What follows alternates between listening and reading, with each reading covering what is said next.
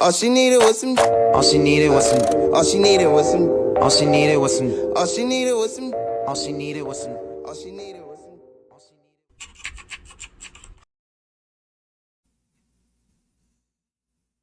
Start, I guess. Hello, guys. Welcome back to the world. I'm keeping that. That's staying in. That's staying in. Well, Jesus. try again. Hello, guys. Welcome back to the Worst Guys podcast. Once again, we are back. This is something new for me. This technology, and you guys can see me. But yeah. So today we are here. We are going to be ranking all Marvel movies, except for the TV show, just Marvel movies. But yeah. So Let me show the actual screen. Hang on. Ignore the TV shows. So the TV shows, we won't be ranking those. Just only Marvel movies. Now we did Other double than check. that, We also double checked twice to make sure all the movies are there. If we are missing Yes. one, please let us know. But we checked twice. right now there should be 35 movies, including the recent Captain America movie that came out. Yeah, I don't So- see. Yeah, I just noticed it. Brave Hang New on. World. Give me a second. I just noticed it. Didn't you just add what? Didn't you I add it? could have sworn I just added it, but I guess not. Here. We'll just have them see in your face for now. Wait, huh? They see your face. They see my face. Yeah, hang on, let me stop sharing. Why is my face showing? Like what? While I add this, give me a second. I could have sworn I saved it, but I guess not. It shouldn't take that long. That there Deadpool we go. Wolverine wasn't there either. No, it wasn't. We just needed Deadpool and Captain America. That's it. All right, there we go. All up to date now. All right, now All I right. triple checked. Everything should be there. Okay. I hope so, at least. Okay. So. All right. So Iron Man. Yeah, So- everybody knows how this works. Okay. S, A. You know, F's fucking Yeah, trash. SS is the top 5, and then it goes down. Yeah, Which very, F is very simple. the Very lowest rating. tier listing. Now, just to ask, is everybody at least seen one of these or all these movies at least once? Yes. Yeah. Yeah. Now, again, we're not counting this Guardian because this is not a movie, right? No, it's a special Okay. TV series or something Alright. like that. All right. All right. Let's start this then. So, Iron Man 1. Hey, who are you? Who, me? Yeah. What? They don't know me by now. That's their fault. I am Ricardo. Oh, yep. I'm host of the Worst Guys Oh. podcast, and I don't know who to give it to. The dude in the purple lighting. Introduce yourself. Hey, what's up? I am the audio editor of the Worst Guys podcast. Nick, Furtive Placebo. What does it matter? And I am Fruity May. I'm just here. What makes you so fruity? That I don't know. All right, good I'm answer. gay, I guess. spicy. What? Spicy. Good answer, I guess. All right, let's All right. let's actually start this thing. Iron Man 1. Again. What do you guys think? It has to be up there. Iron Man has to Have we be. explained what's going on right now, or you guys are just running through everything? Let's just, I said it in the beginning. We're Yeah. gonna be ranking each movie, and then we're just gonna be ranking the movies of like our opinions. Okay. And if we agree, and we gotta agree on where it's going. Up there. All right. So I'm guessing just vote majority wins. Yeah. Yes. All right. Remember, there's an audio part to this podcast where people won't see what we're doing. I completely forgot. Oh yeah. So you Yeah, have to for explain what's going on for people who can't see what you're doing. Okay. All right. Ground So rules, ground first rules have thing been first, set. we got Iron Man. Iron Man 1. Numero uno, the first Marvel movie. What was it? 08? 2008? Yeah. Yes. Quick calculations. Yeah, 2008. Okay. So, what's everybody's thoughts on it? So, Iron Man, I think it should be up there. What's up there? SS top 5. You think Iron Man Well, 1 is remember, SS? Yes, it's the first Marvel movie, and it's one of the best, in my opinion. And also because he's my favorite character, my favorite Marvel character.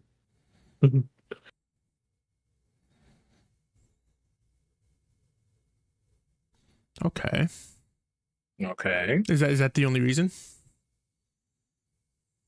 Yeah, I mean, it's an iconic. It's literally an iconic movie. That's where it first started. Robert Downey Jr., an amazing actor throughout the whole cinematic universe. Just one of my favorites. Okay. Mhm. Why everyone got quiet? Well, I think it should be up there. So, I do think it should be up there. I don't know if I'll put it in SS tier. I know it's above A at least.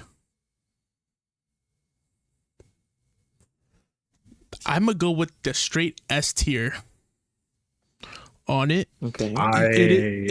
It is iconic. I would say that it is iconic, and I do like the And whole it's costume. literally I like the costume designs. I like how it felt. I like the movie as it is. I don't know. I would give it the SS. Mostly because it's kind of hard to explain. I don't know. Like at the time, it was great, but then I don't know. Maybe because I don't like Iron Man as the character. Maybe I just don't like it. all right. Nick, I don't agree with SS because if it's going to be like our top 5, I think there are 5 better Marvel movies. Yeah. I True, think yeah. in terms of iconicness, I think it's more so the character more than the movie. Although there are some very iconic shots with him in the desert. Him first putting on the suit, like all that is like him in the cave. These are all like things that have played throughout the entire history of the MCU, so you have to give it points for that. I think as a movie, I'm feeling A, high A, bottom S. True. So you can put, I would say, at the top of A tier, but if we put it in S, I'm gonna put movies in front of it. okay. True. All right. Yeah. Then it seems like the conclusion will be an S. Am I right? I feel confident with it S. As more things go up there, adjustments can be made. Yeah. So I'll sit there comfortably as S for now, and then if we need to make adjustments, we'll make adjustments. So Iron Man is now in the S tier bracket. Now the next movie is Thor 1. Thor 1, 20. Well, so it's not in super chronological or order. It's not in order. No. But no. It's from fine. what I noticed. It's fine. Yeah. It's I mean, fine. we can go by order if you want. I mean, but it's going. Isn't it? isn't it going by the release I think it's going dates of the by. movies? I think it's going by like timeline MCU order. Oh, okay, okay. Because after Iron Man 1 would technically be the Hulk, and It's then Iron Hulk. Man 2, and then Thor. Yes. But we can just go here. They all happen within the same time frame. Yeah, they're all in the same time frame. So Thor 1 was 2011. 2011, Thor 1. Damn. Okay. Man, Thor 1, that was a movie. Oh, Okay. I'm going to jump in and just say yeah, go ahead. You go ahead. I'm going to say C. C I tier. don't it's okay. It's okay. I'll say C. Okay. I have no strong opinion in that movie one way or the other. Me personally, I'm gonna have to go with D. Ooh. Ooh.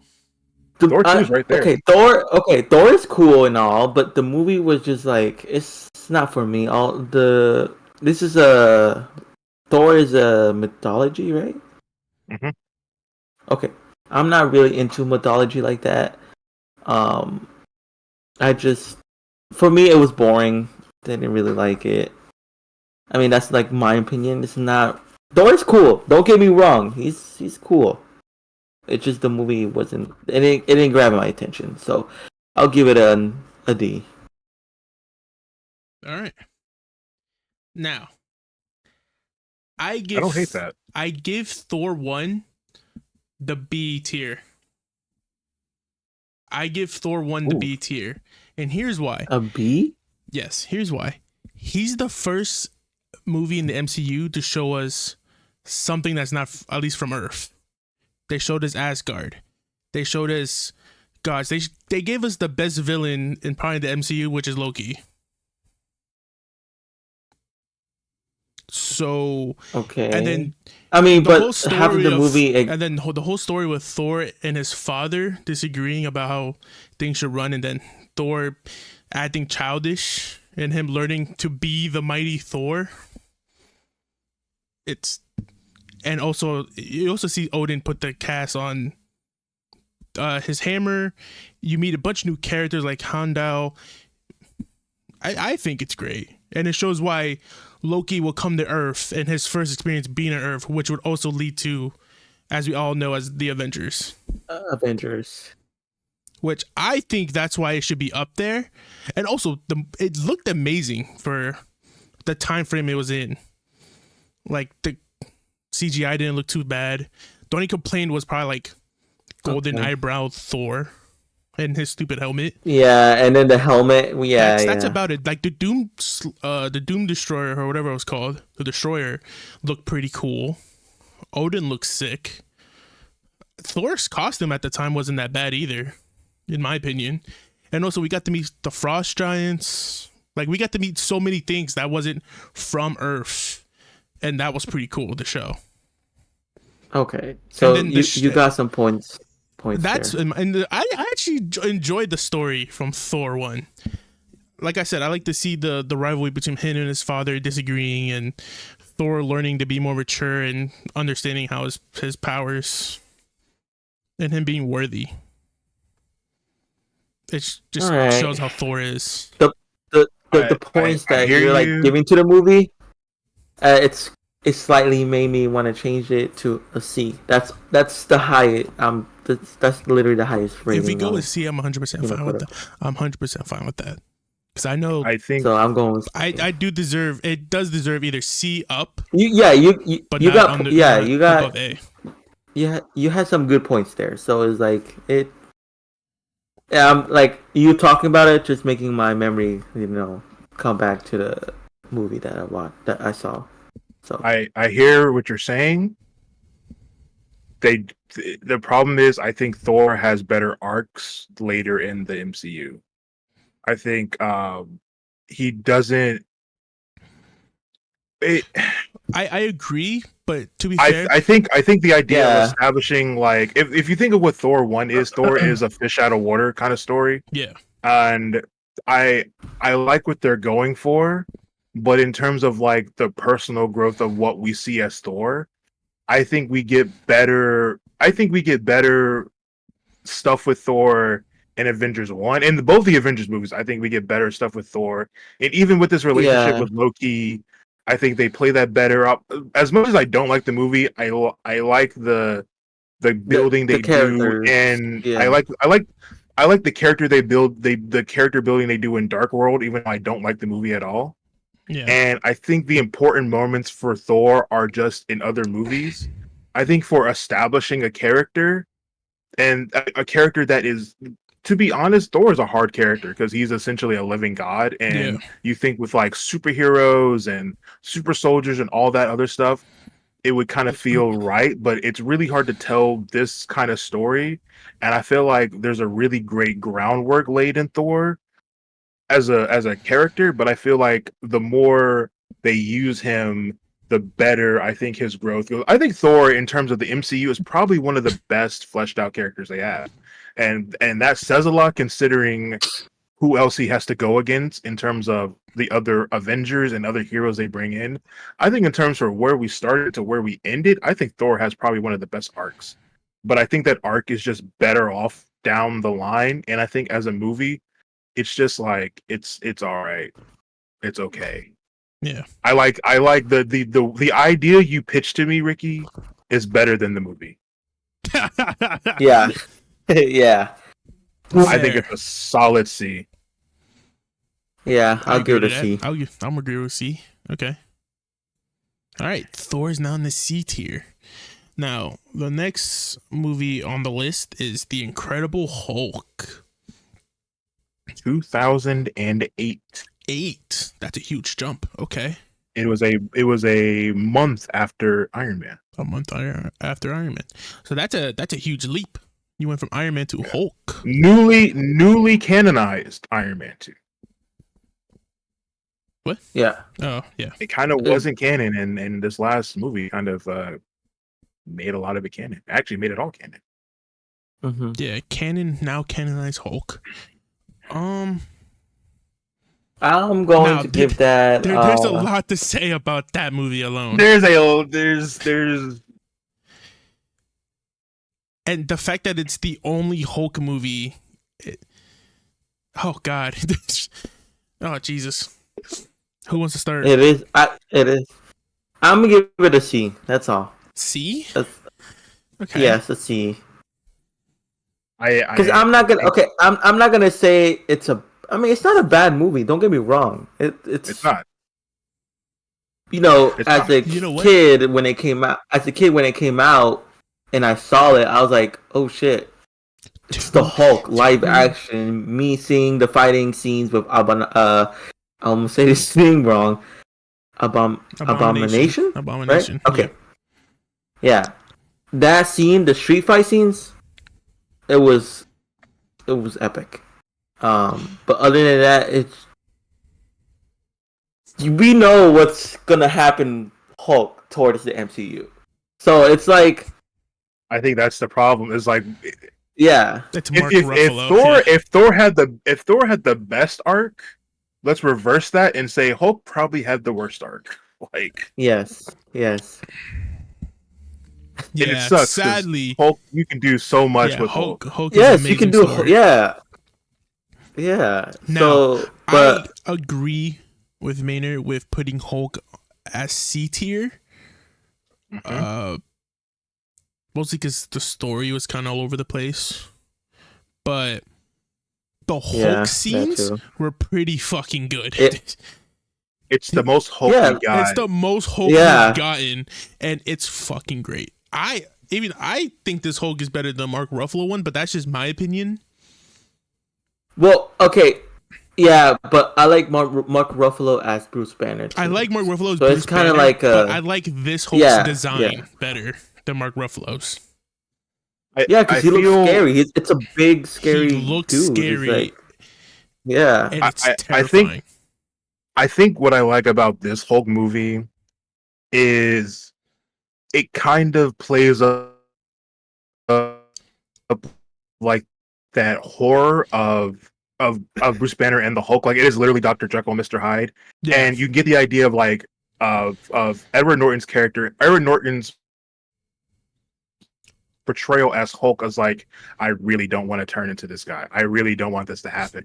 And like the moments where he turns into Hulk, it's like such a big pop off. And it's like, oh my God, holy shit, we need to send every gun we have out there. We need to do something about it.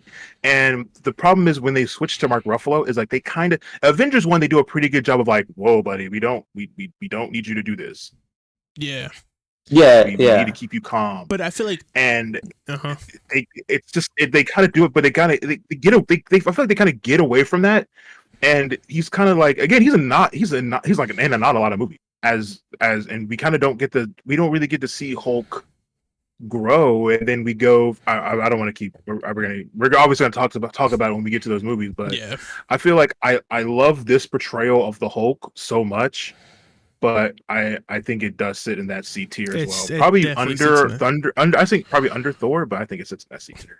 Under Thor. I'm gonna put it under Thor, because the design of Abomination was not the best. They definitely fixed some things because obviously the Marvel Disney money was better, but yeah. Damn, man, it's a damn good movie. It's a good Hulk It is, movie. yeah, It yeah, is. As a Hulk movie, it's a good one. There's only it's one of the best Hulk that we have throughout the MCU. So it's like it has to be a C tier. Oh, I have no idea how this. So you have to drag it. So yeah, like this. Is that better? So that means Hulk is over Thor. Yeah, so Hulk is on the left side of Thor, so that means Hulk's over Thor. Yeah, so we're ranking Hulk as higher. Okay, got it. All right. The hit classic Iron Man 2, where they changed Rhodey. The nice little jump. We were at 2010. All right, 2010. All right. So I'm going to give that because I gotta. Yeah, you go first because again, you love Iron Man is my favorite character. Yeah, we'll let you cook. To be honest, I'll put Iron Man after Thor. Also, hang on, I've completely forgot. I forgot to mention that Hulk movie had the post credit scene that teased the Avengers. Yes, it did. It was the second one to tease it. I was just wanted to say it. Just wanted to throw it out there. Completely forgot until now. But yeah, I'm gonna have to actually. I'm gonna put Iron Man 2 before Hulk. Oh, you're keeping it. You're gonna keep it in C tier. Yes, and here's why. The villain. Whiplash. Not my favorite. Yeah, not the best villain. Yeah, not great. Not the best villain. No, not great. The fight scenes, the action scenes, amazing. My favorite part is when Iron Man and War Machine was fighting the what's it called? The hammer something. The big robots made by Hammer.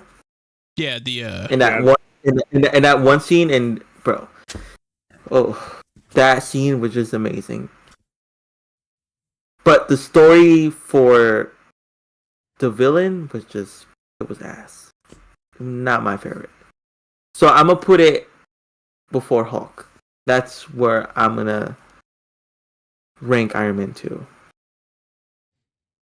Before Hulk? Yeah, before Hulk. Okay. Or, I mean, I'm fine with putting it before Thor. Okay. Because again, Hulk, the movie, is one of the best Hulk that we have. Mm-hmm. So if I don't necessarily want to put Iron Man 2 before Hulk, it can be between Hulk and Thor. Okay. The only reason why I'm putting in C tier is because, like, again, the villain, the storyline for, like, the villain just... No, not one of the best villain. Okay. I agree. All right, Dick, what do you say? I'm going to say this, and I'm going to back away. D. B? D. This man read my mind. I was also gonna say B.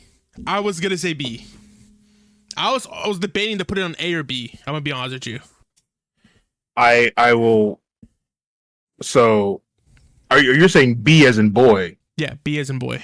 I'm saying D as in Delta. Oh, you said D. I heard D. I heard B. I'm sorry. I really want to hear your argument for that. A little bit, yeah. Yeah, because B is a little high too much. It's like, especially me coming from me. I think like Iron Man. I feel I might know where you go with this, and so I really want to hear your argument. My thing is, I don't like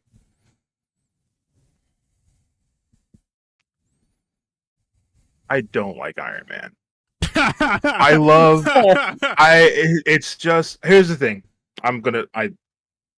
From a purely comic book perspective, I always find Iron Man kind of like I'm in the same boat. I don't like Iron Man.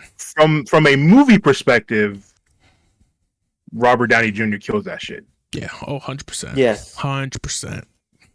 In me getting invested in the movie thing, the reason I love Iron Man 1 is I love the design, I love the practicality of it. I love that it's a good balance of Tony in and out the suit. It's a lot of the fast talking. We get some of we're building the stepping stones onto what we get when we get to the end. I think what this movie kind of does is like it's a fun movie. Do not get me wrong. And I'm going to say this about almost every movie in this list. They're all fun. They're all fun watches. And I think my issue with this movie is I think it's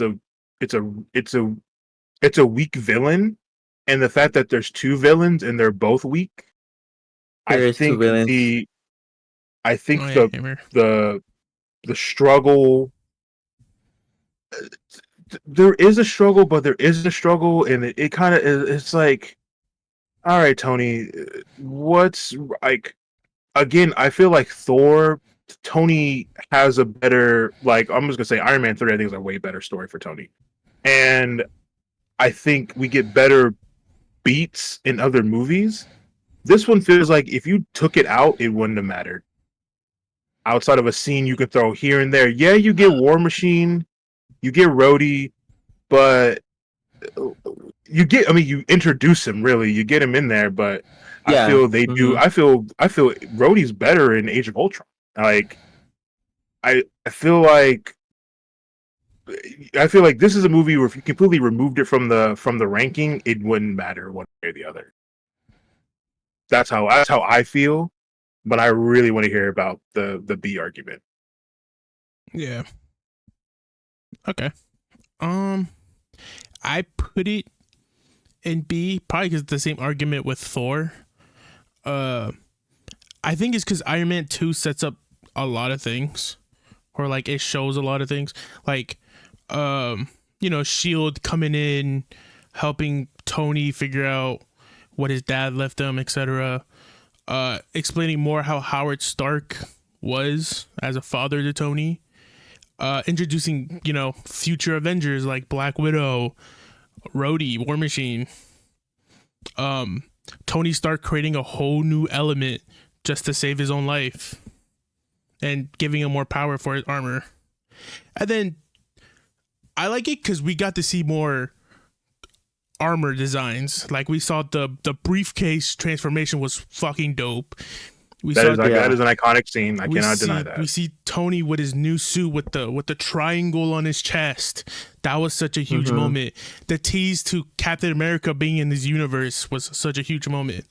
The connection between him and like Coulson was pretty cool.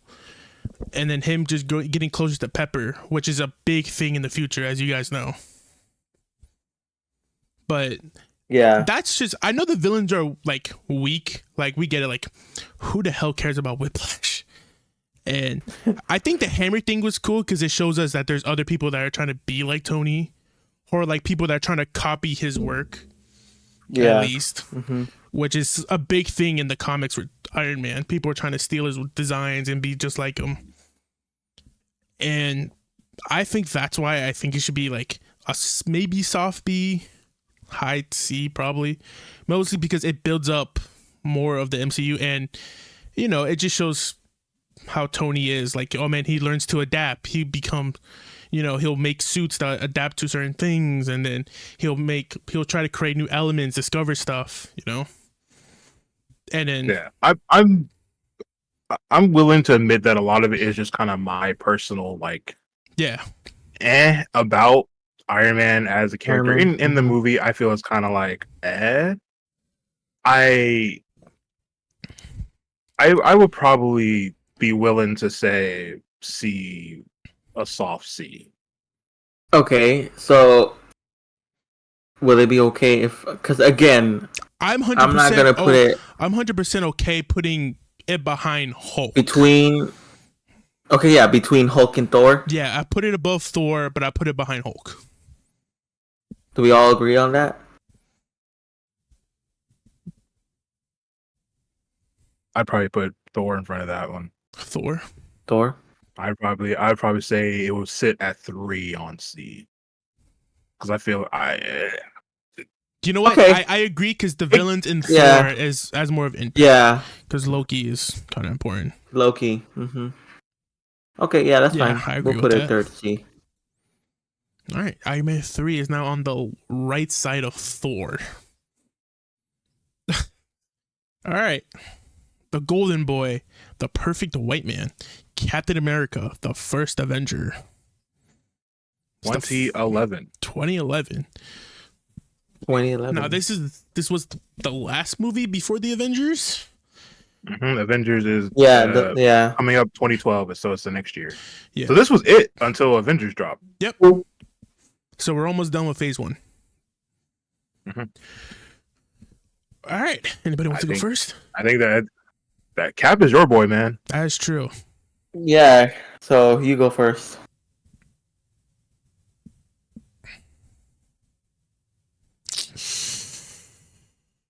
I already know where I'm gonna get this to.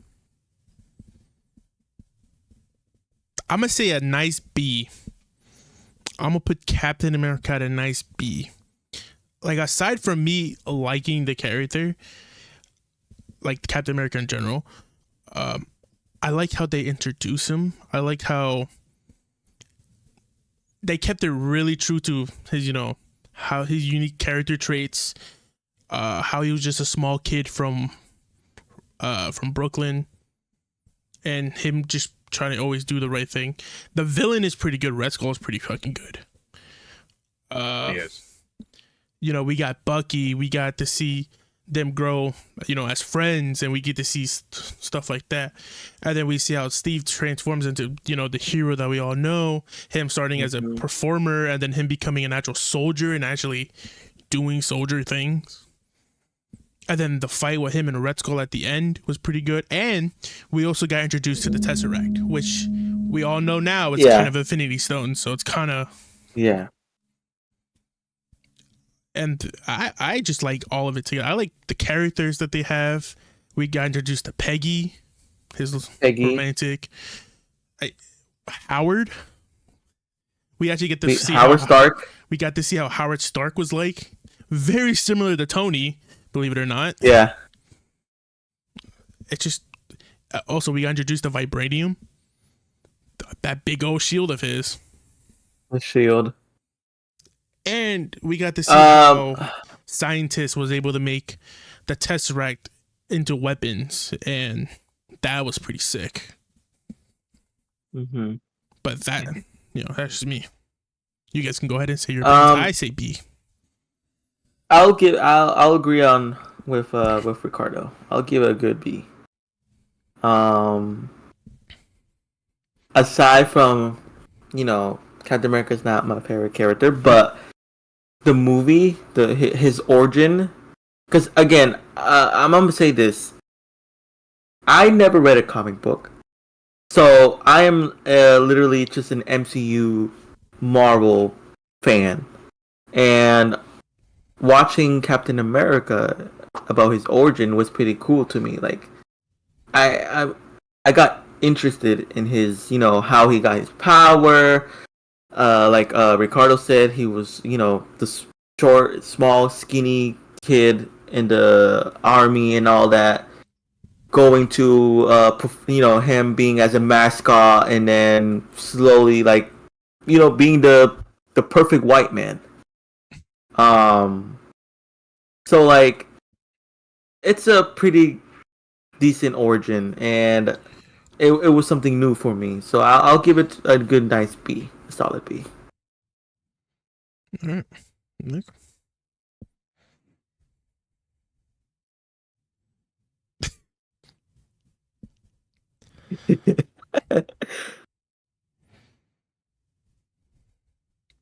Um,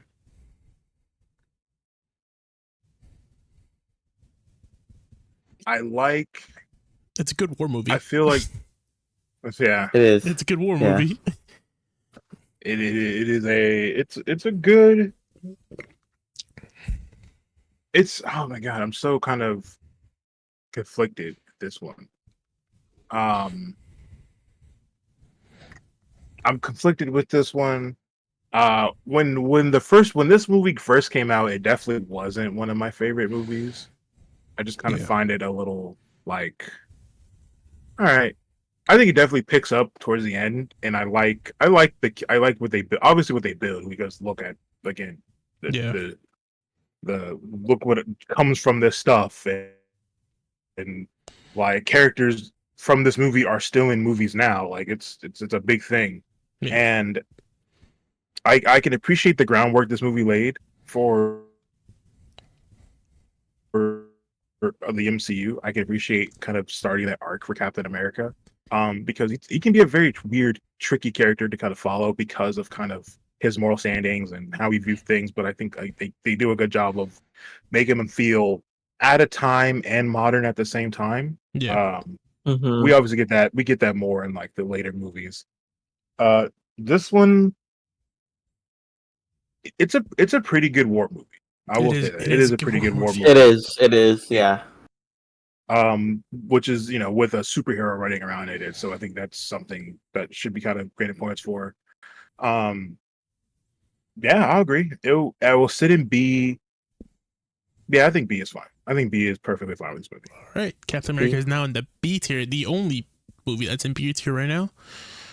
All right. So the list so far is Iron Man 1 in S tier, Captain America First Avengers in B tier, C tier is Hulk as number 1, Thor is second, and then last is Iron Man 2. All right, now let's go to the next movie. The end of Phase 1. The end of Phase 1. The end of Phase 1. First Avengers movie. There's a lot that happens in this movie, so there's a lot here. There is a lot. Yeah. Isn't it where we got a sneak peek of Thanos? Yeah, I think the post credit scene was Thanos. Yeah. Yeah. So there's a lot. There's a lot. I'm gonna rip the Band-Aid off and just say S. Yeah, you read my mind. S. I'm gonna give it an S. S is a good spot. I would say that. Now, is it behind or in front of Iron Man 08? Is it better than Iron Man 1, or is it not better than Iron Man 1? It's almost not fair. Yeah. It's almost not fair, because yes, it is better. I'm gonna float an idea here, and we'll see how you guys feel about it, as making Avengers the first SS movie. To be honest, I'm okay with that, because here's the thing. I understand what is on this list. I understand there are other movies with the word Avengers in it that are probably going to finish up here too. But for now, how do we feel about putting Avengers 1 in SS? Oh, an SS? If not, then yeah, as SS. If not, it can stay in S.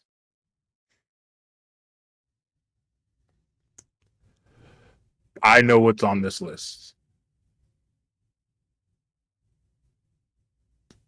Oh, okay. I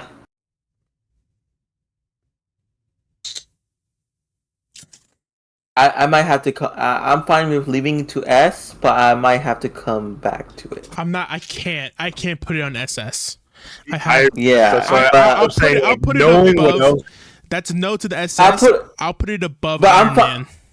Yeah, I'm fine with that. Yeah. Yeah, I was like, I know that there are juggernauts waiting to show up. There's heavy hitters down there that I just looked at, and I can't. Avengers 1 is a solid S, and we all know reasons why it's a solid S. It's a good fucking movie. It's a good Avengers movie. All right.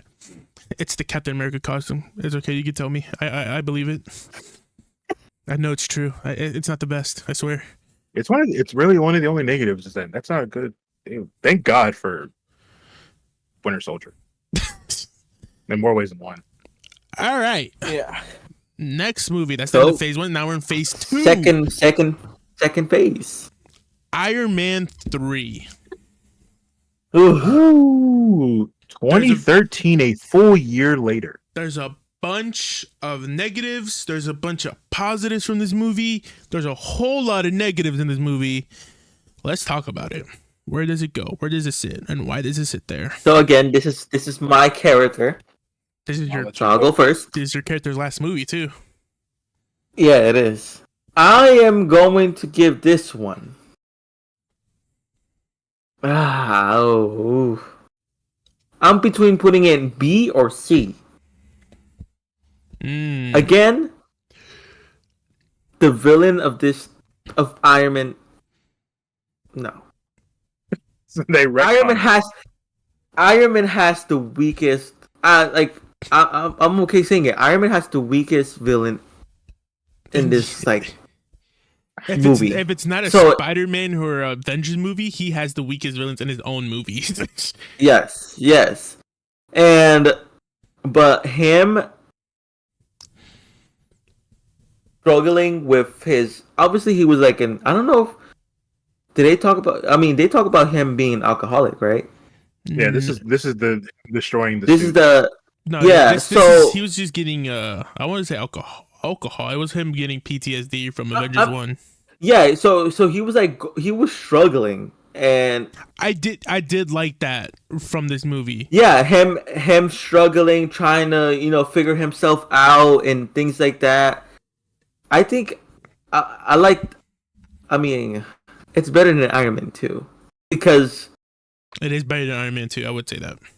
I like how they just his perspective of him struggling and going through, his trying to figure out who he is, and then especially him and Pepper. Also, it was kind of a little love story going there, and that's the only reason why I'm going to give it a fuck. Because I want to give it a B, but the villain is not that good. I wouldn't say it's so. It's like B. I wouldn't say it's a B, honestly. Mostly because the villain wasn't great. Even the real villain that wasn't the 10 Rings thing. The real villain wasn't. It wasn't even a real villain. It was there was two. Again, there was two villains in his freaking movie. So there's the Mandarin. How you say it?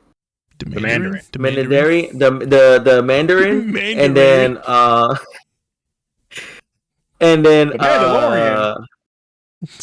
and that one dude, the fucking dude that glows. I don't know his name. That's how you know his villain sucks.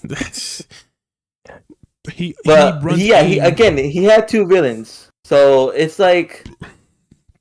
But the story of him struggling, to be honest, I love that. I love how we had a perspective of that. Yeah, I do like him. Sorry. So I want to give it a before Hulk a C tier. So above Thor. You said above Hulk. So you said above Hulk. Yeah, above Hulk. Okay. Okay.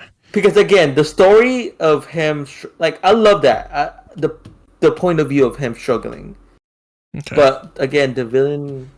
Yeah, I agree. I agree with the struggling, especially him learning how to adapt without being in the suit. Was really good because it proves that he's more than just Iron Man. And then him destroying all that suits and everything like that. Yeah. Yeah.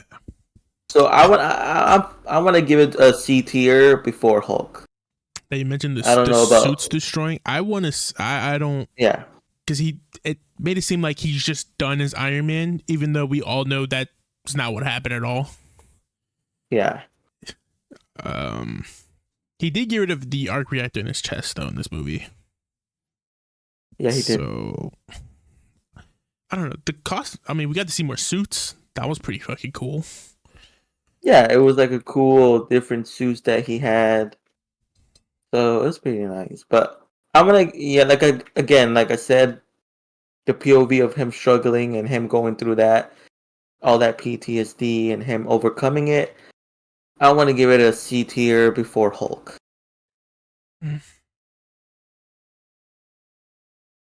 I'll put Hulk on top of Iron Man 3. But it belongs in C tier. I agree with that. It belongs in C tier, but I put Hulk above Iron Man 3. I think the Hulk movie was better, at least. I agree with that. I like Iron Man 3. It's definitely better than 2. It's not as good as 1. No. I like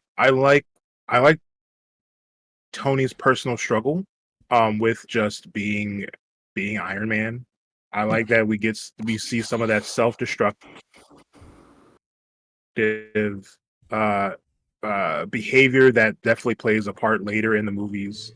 I like the story. I just don't. I think the execution is just kind of bad. Yeah. And a lot of it has to do with just having weak villains. And I think the big problem with Iron Man movies is that Tony's biggest villain is Tony. It's himself. And yes, and it really is. It really is. And the movies never really get into the idea of like he is a super self-destructive character. And he has all the money and he has technology and he's one of the smartest men in the world and one of the smartest men on Earth. And he has all this, but he's like not fulfilled. You know, he wants to build a relationship with Pepper, but he's dragged between being Iron Man and being Tony. Man. He had the vision with Thanos and that messing with him and building the team and being the quote unquote leader. And it's like you could do a movie and not have a villain, and it's just Tony coming to grips with who he is as a character. But because because you need something for him to punch. Yeah. It's like, bro, you could have just grabbed you could have just grabbed Hammer. You could just grab Justin Hammer again and just done. He goes against Hammer again, but they kind of had a problem of throwing a lot of the villains off the table. Yeah. So you kind of can't reuse a lot of people. So it sucks now that where we're at with Iron Man, because I feel like we never got something that really captures what makes Iron Man great.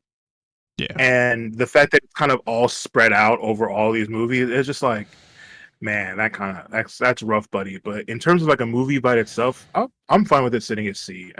They can sit behind Hulk. Behind Hulk? I agree. It should sit behind Hulk. That's fine. All right, so now it's on the left of Hulk and on the right of Thor. I probably said that wrong. Yes. Yes, I did. The right of Hulk and the left of Thor. Sorry. You read from right to left. Yeah. Okay. Next movie. Thor: The Dark World. Probably one of the weaker link of the MCU right here. Thoughts, prayers, opinions. I literally got no Jesus Christ. No comment.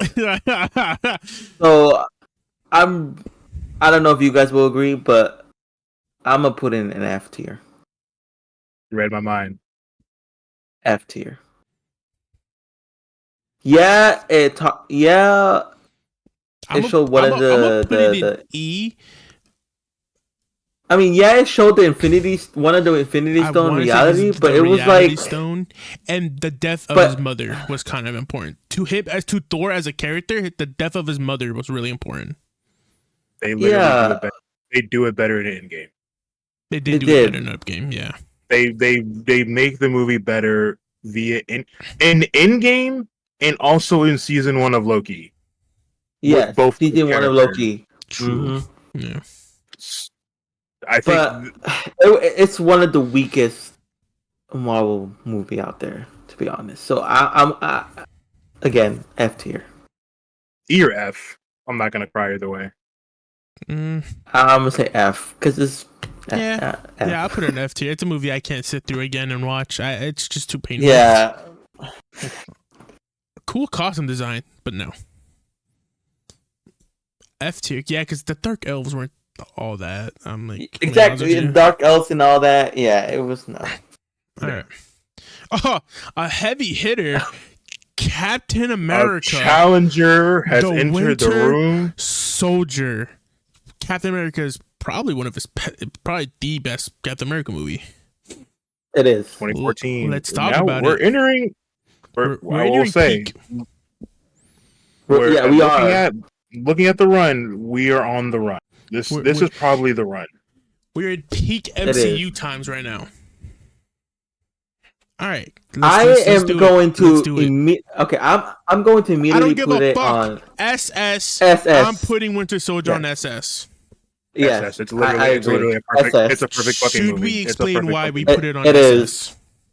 There's no explaining. There's no explanation. All right. As a guy who's wrote dissertations about this movie, I could do college classes on this movie. It is a perfect Marvel is at its best when it takes the Marvel formula and puts it on top of something else. True. So you have your spy movie, you're kind of, and it's a cloak and dagger spy movie. It's a spy movie. And they wrap it up in that Marvel wrapping, and it just works. And you introduce Falcon, you bring in the Winter Soldier, you have more grounded move, the shield being infiltrated, the whole it's a spy movie on crack, and it's but just the idea, the performances of Cap and Bucky, the Winter Soldier having one of the coolest introductions, period. Also, and God, such good costume designs are so good. Captain America's stealth suit, where the shield is also the same color, is really cool. Yeah, the beginning of the movie was just god. The beginning of the movie alone. The beginning of the movie was just amazing. How it started. Yeah, the hostage situation. How they use that moment later on with building up how Hydra infiltrated Shield, how we play things out later down the road. But it's just it's a legitimate great spy movie, and the fact that it doesn't even have a happy ending. Bucky goes back to the fucking he gets his he gets his mind wiped again. Yeah. And you're like, fuck, man, because he has that moment with Steve. The fight choreography is hands down. The gunplay, the knife. It's SS. It's an SS movie. It is a top tier Marvel movie. Yeah, it's a really good movie. They were in their bag on this one. And if I remember correctly, isn't this Russo brothers' first MCU movie? Yeah. This was the Russo brothers' first MCU movie, and they came out with probably one of the best movies. Yeah. All right. The run on these movies are it's pretty strong. All right, our first SS movie.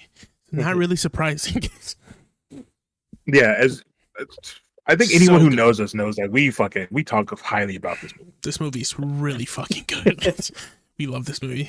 All right. So far on the list is Captain America: Winter Soldier on SS, Avengers 1 S, right under it Iron Man 1, nothing on A, B Captain America: The First Avenger, then C The Incredible Hulk, right under it's Iron Man 3. Right under that is Thor, and then last on C is Iron Man 2, and then at the very bottom is Thor: The Dark World at F tier. Are we okay with this list so far? Yeah, I'm fine. I'm good with it. Okay.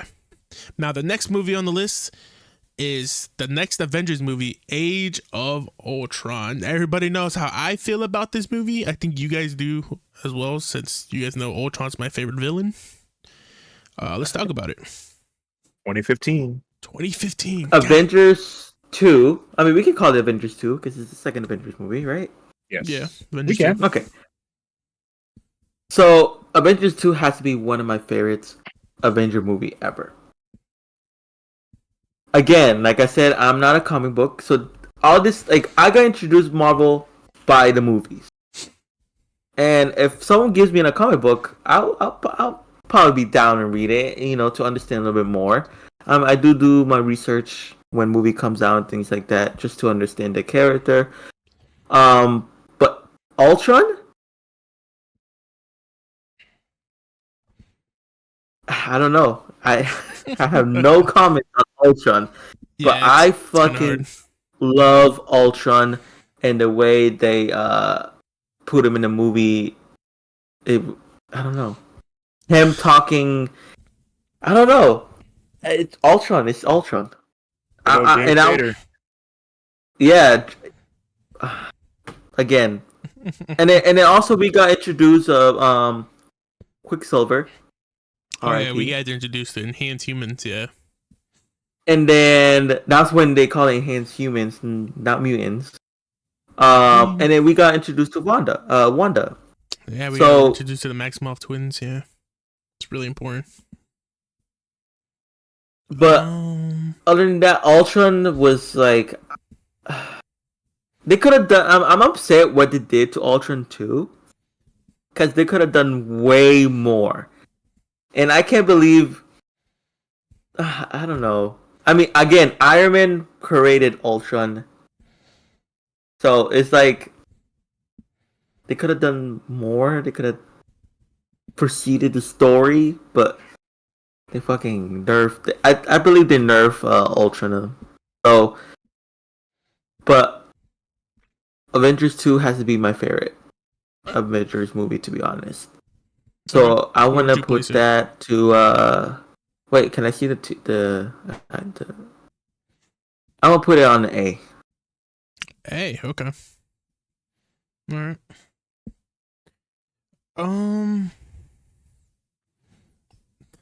Goddamn. Age of Ultron. It's a goddamn sick movie. I was gonna say I wish he was more of a final boss type of dude.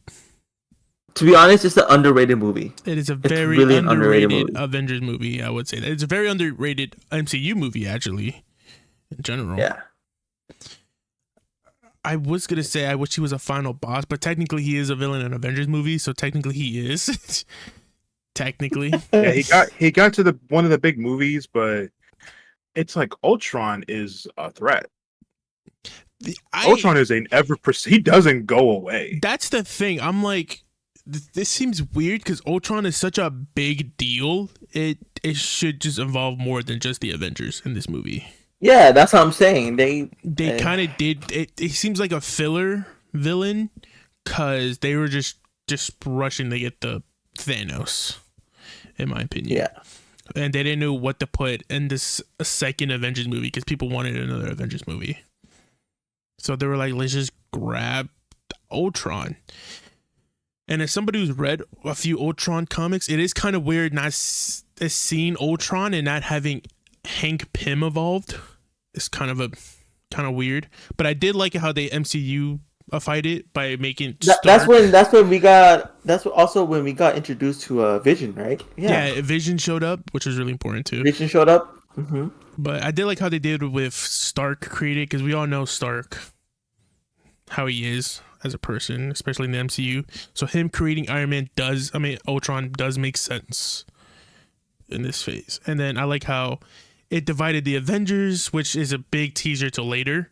Why that would divide them, especially with Captain America disagreeing with Stark that they should do this, and because we all know what his opinion was in Winter Soldier, how Nick Fury was kind of thinking about doing the exact same thing, pointing a gun at everybody's head, stopping them before they do anything, which is like, we should not do that. We should give them freedom, and it carry on into this movie, which I very much enjoy. So where are you gonna put it at? You said A? Yeah. I want to give it a nice.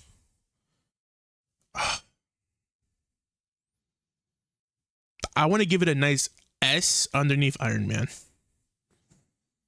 Underneath Iron Man, I'll give it an S. Mostly because, it's a filler villain for now, but that movie alone does build up a lot.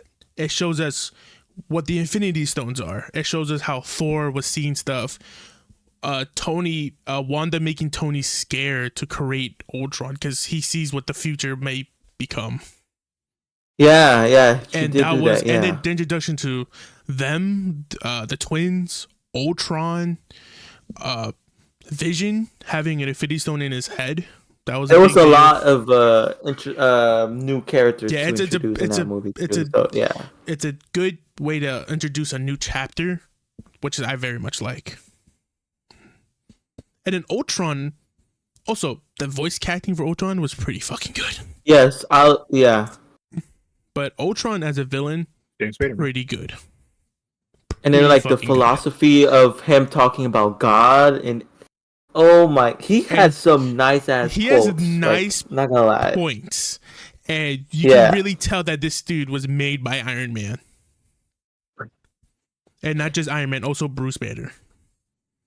And then also, how can we forget the cool Hulkbuster scene and the introduction to I was just gonna say that too. And Claw. Mm-hmm. They showed Wakanda. Vibranium. We got introduced more of Vibranium, how it works. And I don't know if anybody cares, but we got introduced to Hawkeye's family. Who knew that guy had a family? That too. But to be honest, it's really an underrated movie. Also, I forgot to mention, this is my favorite thing. I don't know if you guys do. I like seeing the combos the Avengers have together. So like in Iron Man 1, you know how Iron Man had the blast on Cap's shield. This one had the Thor and Cap hitting their weapons together and making a nice shock. Mm-hmm. That was pretty fucking cool. And we get to learn how Natasha and Banner are kind of close, and she can calm down the Hulk, which is really nice. Yeah. Nice to see. All right, I'm done. If you wanna go ahead. Oh, man. I see Nick's face, and I think I know where he's gonna put this movie at. I'm very conflicted about this one. It's a very. It's. I don't want to say it's the weakest Avengers movie because it's not fair. Because the other movies are just too. Yeah. It's just they're juggernauts behind this movie, and let me kind of make my argument with this. I like the team. I like the fact that we get to see them more as a team, more as like people interacting with each other. I love the party scene. Oh yeah, I love that scene. Good scene. That is one of my favorite scenes, point blank, in Marvel. Because it's all them outside of their suits, outside of their costumes, just interacting with each other. And we get kind of so little of that, of all of them together, that it felt like, oh, this is actually refreshing. Yeah. And having them be so tight together hits harder when we split them up. And you have that moment of them, of that kind of camaraderie. And I like Ultron. Ultron is one of my favorite villains.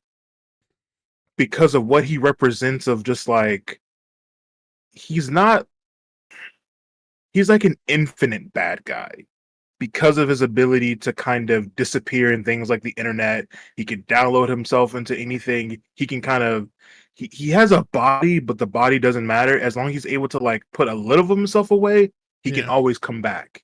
And like Ultron in the comics has like ended the world multiple times in different variations. And funny enough, you get that in that's kind of what I liked about that first season of What If. Oh yeah, they showed him justice, and I love that. Yeah, so to pull in such a very powerful villain, and to be like, man, we're done, and it's like, okay, he felt like a threat, but be like it's the problem of the Marvel movie of like, all right, and we're done. Next, and it's like, okay, Ultron we should still be dealing with like Ultron should be popping up here and there of like, that was weird. Why did my computer glitch out? Or when they dump the secrets of Shield and they're like, hey, what's this thing that was kind of hard to crack it? Oh shit, it was Ultron. And so do you think they should do to Ultron what we've been doing with Loki, where he is around and he could become a problem if he does? Like he's sneaking in the background, basically. I wouldn't want him to pop up as much as Loki. Yeah. But of like, there's a threat of like, or because he's there, that adds a complication of like, because he's in the web and he's in the internet and he's in electronics, you have something to like think about. Like in Endgame, they do time travel stuff, and you have all these devices connected to do that. What happens if Ultron just was like, "Oh, that's how you did it? Oh, let me get some of that," and then whatever, something happens down the line. Like he can be kind of like the reason why shit pops off because he has all this information. And it feels like all this stuff that happens in the movies, there's all this like dripping water and there's nothing there to catch it. And that's kind of what Ultron is. Ultron's like hey guys, y'all let a lot of shit slide, and this is what's going to happen now. I know how to do time travel now. I know that there's now these magical, mystical wizards that live in New York. I know what's going on right now.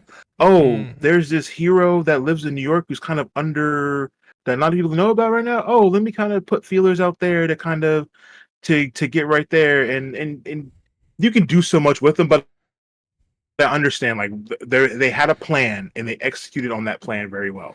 Yeah. But as a movie as a whole, I feel like it's an A. It's an A. It's a solid A.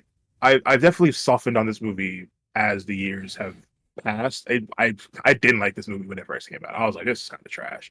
But rewatching it now, having more context with seeing what came after it, I like Age of Ultron is probably, if I'm gonna rewatch an Avengers movie and it's not Endgame or Infinity War, I'll watch Age of Ultron. I'll put that one on. Did I say A tier?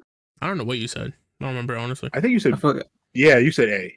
I said A tier, right? Yeah. Okay. Yeah. You said A. So we all. Yeah, I'm the one that said I said underneath Iron Man. S. Yeah, in S tier. But I can agree to A. I do agree.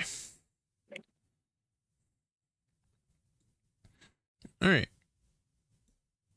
So Avengers: Age of Ultron is our first A tier movie. Not bad. All right.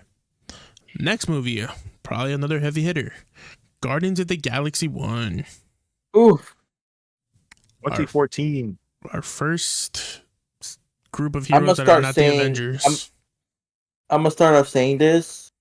Guardians of the Galaxy is probably the best trilogy movie out there from the Marvel Cinematic Universe. My opinion, I feel like it's the best trilogy movie. I don't know, but that's how I feel.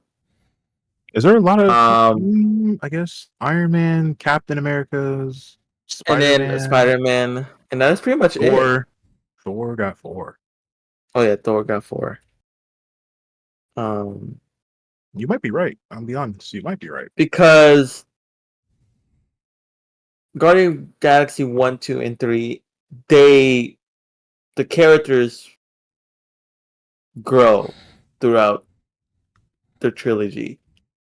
So that's how I'm saying it's one of the best trilogy MCU out there.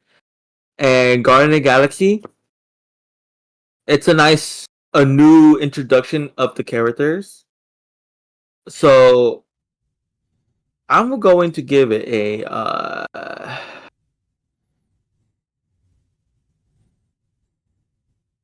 I'm gonna give it to an A after Avengers: Age of Ultron. Because again, we got introduced all these new characters, and Yondu, one of my favorite characters, and then the villain was good, Ronin. But yeah, I just love how, again, it's the origin and how they're like the new characters from the MCU. And this is phase 2, right? Yeah, We're still in phase 2. Yeah, We're still on phase 2. So yeah, and it's a nice decent origin for all of them, and how they introduced, like how they met each other too. You know, Rocket, Groot, Peter, Gamora, Drax. So yeah, I want to give it an A tier. So you're putting it above Ultron? I'm gonna put it behind Ultron. Behind Ultron, okay. Yeah. I think it does deserve to be behind Ultron. Mostly because I'm not a big Guardians of the Galaxy fan. This, in the comics especially, but this movie actually does it to justice, to where it actually does make you care about the characters, and they make you, as a dope soundtrack. We see Thanos fully in armor, comic book accurate Thanos in this. We see Infinity Stone, another Infinity Stone. Yep. And we're not on Earth, we're in space, which was pretty fucking cool. And that's all I have my opinion for it. I think it does deserve to be behind Avengers in A tier. And also, like, they had like a what's it called, Xander, the Nova Corp and all that. You know, those things were new, and it got introduced all in that movie. Yeah, it did do a pretty good job of being, hey, this is a group movie, and we didn't have to make 4 other movies to make it into a group movie like the Avengers. So it introducing us to Peter and all these other characters, and it just turns out well, and it's not just a hot pile of trash. It's really impressive, and it's really good. Each character is written pretty well, especially Peter, because we get to learn more about him. And, you know, we still get the backstories of each one, like Drax, Gamora. Yeah, we do. Groot, Rocket. Pretty good. I do put it behind Age of Ultron. On A tier.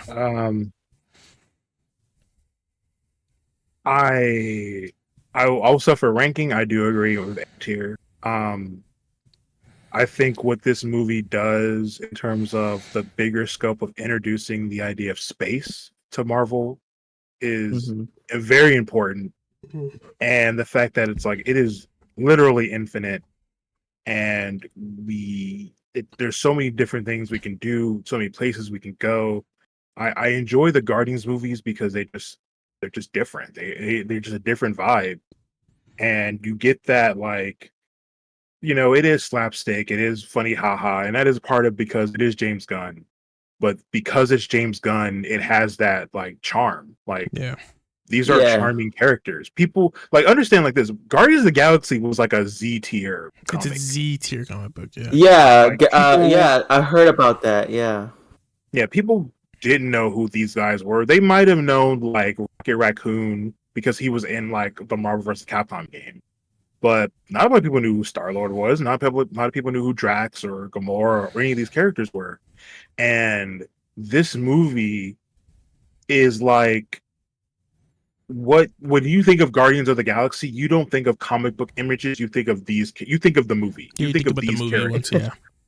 Yeah, like the look and design. It's like, and even how they act. It's very funny when you look at like, we all play Marvel Rivals. So when you see how like Star-Lord acts, it's very much how he acts in the movies. It's not based on comic books. It's how he acts in the movies. Yeah, because comic book Star-Lord is very serious.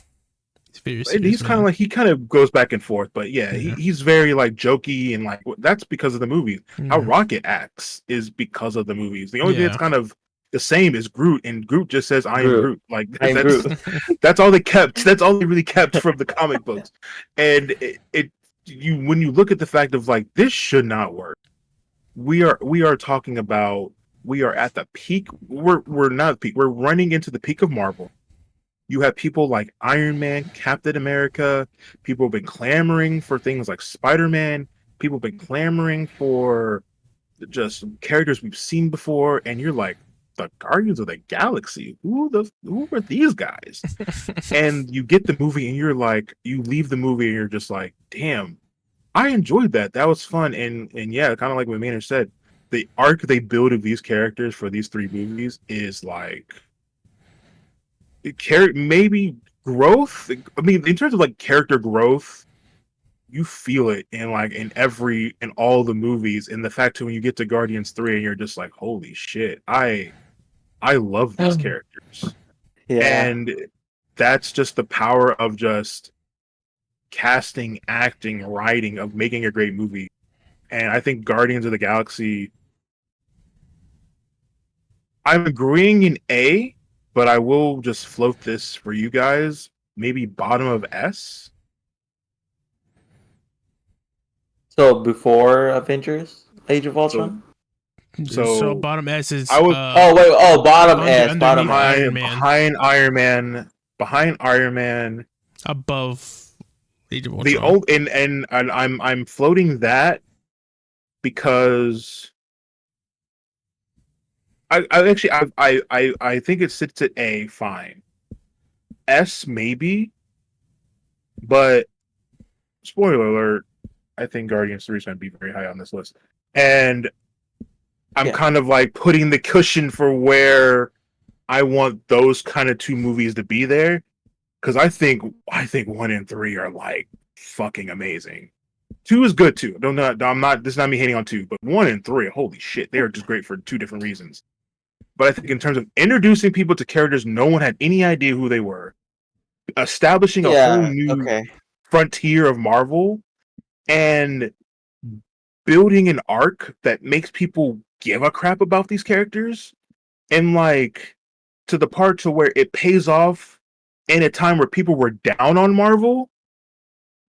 Bro, this series deserves its props. I will.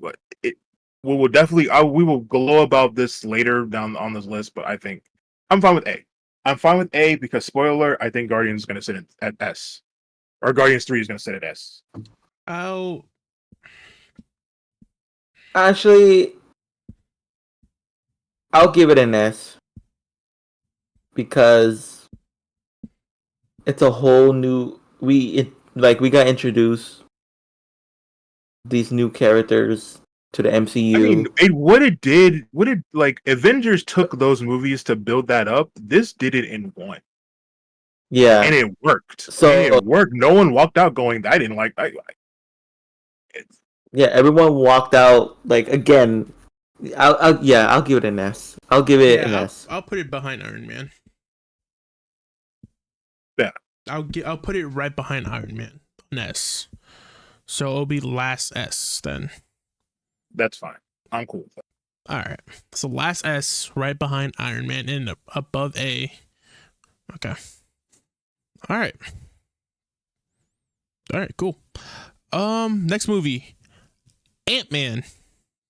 Very different here. I'll go first. Okay. Go ahead. I like it when they take movies and wrap them up in the Marvel skin. I like the fact that this is a heist movie. I like the fact that I like Paul Rudd. I like Paul Rudd being in this movie. I'm upset that it wasn't Hank Pym, but I get it. If we're making Tony the top of the tech mountain, having Hank there makes it a weird conflict of like, well, you can't be the smartest man in the world because this guy is the smartest guy in the world. It's why like you don't want him, Hank Pym, Doctor Doom, and Mr. Fantastic all in the same world at the same time because it's like, oh my god, you're all super mega geniuses. Who's the most mega genius? And there's this guy over here who's going through portals, and then there's this guy on this continent in the middle of Africa who's also has all this super advanced tech. And it's like, I understand why they wanted to kind of play it down and make more of a charming character to be Ant-Man instead of super sciencey. mm-hmm. I like this movie. I think I'm thinking like low B, high C. Honestly, I think it kind of sit in somewhere in that range. I'm sorry. What was that? You said B. What? I'm like it can sit at the bottom of B or at near the top of C. So either behind Winter Soldier or no, behind First Avenger, and then maybe in front of Hulk. Or I'm gonna give it a behind B. Hulk and Iron Man. I don't know. I'm gonna give it a B because again, it's a whole new character that we got introduced, Ant-Man in the MCU, and I love the heist of that movie. And Paul Rudd, he's fucking hilarious, and it made me love Ant-Man as a character, as a hero. So I'll give it a B behind the first Avenger. It's a good origin. It's a good introduction of Ant-Man. So, and I had fun watching it. It is a pretty good introduction. I like Paul Rudd. I like Paul Rudd. And Paul Rudd is great. I like Ant-Man's interactions with the other characters. I'm ashamed you Yeah, don't and get more. Hank Pym too. I actually like Hank Pym too, and so I hate that he does I'm not get to interact with Tony at all. I mean, you see him interact with Howard. If that makes you feel better. That's a trade up, but come on, man. He needs to be put a giant ant in. How about you, Ricardo? So I like Ant-Man. Like comic book wise, I like Ant-Man. And I'm not a big fan of the it's not Hank Pym Ant-Man. Like, I get it. Paul Rudd's character does become Ant-Man after Hank Pym gives up the mantle. But it's the fact that we skipped that. We skipped Hank Pym being Ant-Man. That's fair. I'm not a big fan of it. I'm also not a big fan that the Wasp was... I mean, she was technically there, but she's... I don't know. I'm a big fan of... I'm a big fan of Hank Pym as Ant-Man and Jan Van Dyne as the Wasp. That's just... I'm a big fan of those. So, me thinking that, yeah, I get it why we couldn't do him as Ant-Man, because, you know, well, where was he during the whole Avengers scenario? Like, where was he during all this? Whatever. But, I don't know. I just thought Hank Pym would be great as Ant-Man, and I thought he would be great in this movie. He is good in this movie as an old, you know, it makes sense that he was like back then hero. He was like a hero back then, like during the war times, etc. He helped Shield with the science division. Casting. I love who they got to be Hank Pym. Yeah, I mean, yeah, who they got to get Hank Pym is pretty good. He's a good Hank Pym. But I would like to see Hank in the suit, a younger Hank just being Ant-Man. Because Hank has good story arc. If any of you guys read the comics, him as a character is pretty fucking good. And I don't like that they made Yellow Jacket a villain, because we all know Hank Pym turns into Yellow Jacket in the comic books, if you guys didn't know. Oh, really? Yeah. Because that's how he gives up the mantle as Ant-Man. So he becomes Yellow Jacket. And then I think that builds up a lot of story. I also think him and his wife also has a huge part in the comics, which I think they should bring to the MCU. But I get it. It's already too late for that. The Avengers are already here. We can't make him a big part of it. So I think it was the safe choice to go as Paul Rudd as the new Ant-Man.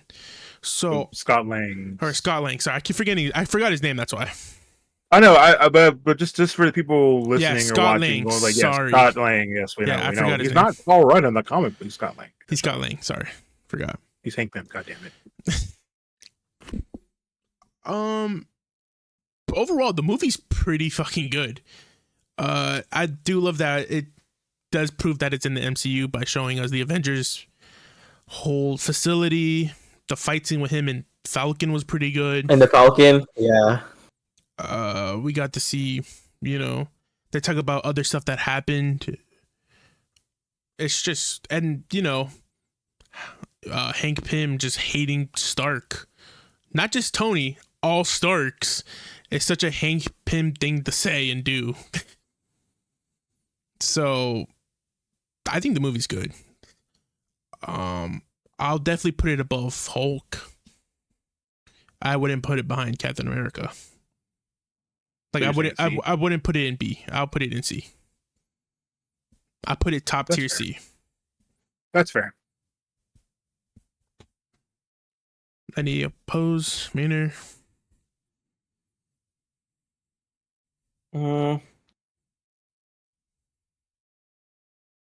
Also, his friends are pretty funny. I'm not gonna lie to you. Them being there or not doesn't really. I don't think it affects anything. I feel like they were just there for comedic relief. Yeah. Even though Paul Rudd is pretty fucking funny. Yeah, he doesn't really get an arc, which is weird. Yeah. That's fine. I'll put it. I would say this out of the trilogy, this is the strongest Ant-Man movie. It is. Oh boy! It is, yeah. Oh he boy! goes downhill hard. Boy. So, Talk about a fall from grace. I think putting it on C is giving it. It's just giving it. Yeah, that's fine. Before Hulk. Yeah. Wait, are we putting before Hulk? Right? Yeah. Okay. Yeah. Yeah. So it sits at the top of C. Top of C. Mm-hmm. I don't remember when the phase ends for 2. This is the end of phase 2.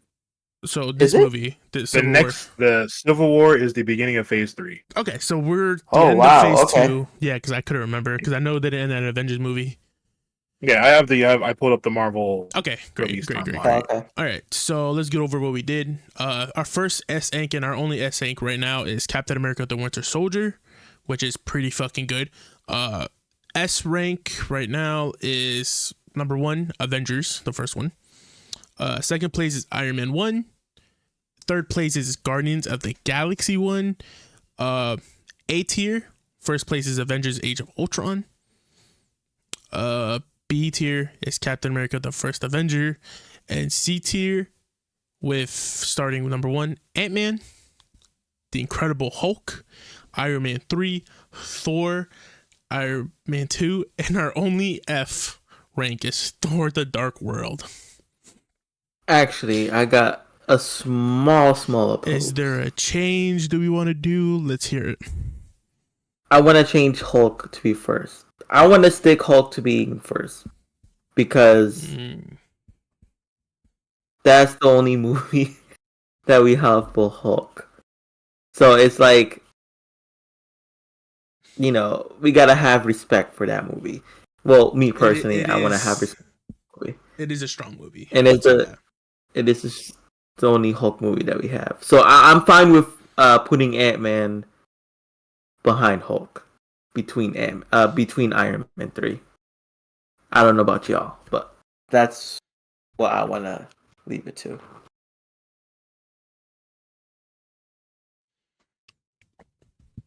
I'm okay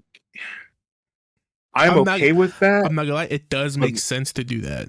It does. But looking at the list of what's to come, there might be some strong seeds. Yeah. So before we do any changes, let's see what.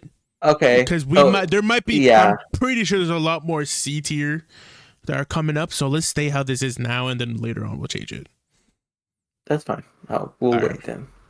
But we'll definitely keep an eye on where that movie is. I do think it does kind of needs its recognition. Yeah, because so far, Hulk is actually a pretty strong in this list right now. So we'll take a look. We'll keep it in mind. All right, another heavy hitter. I almost said Avengers. Captain America: Civil War. There's so much that happened in this movie that we need to talk about. There is a lot. It does come to play in where it's gonna sit because of what's happening in this movie. Yes. I'm gonna start with. I'm gonna say this now. An A. It's either A or above. It's not going in the B list or below. It's not going to B list. There's so much that. But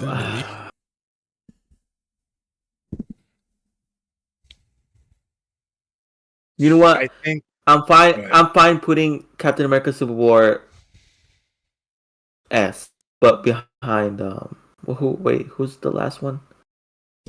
Oh, what movie is the for the S tier? Guardians.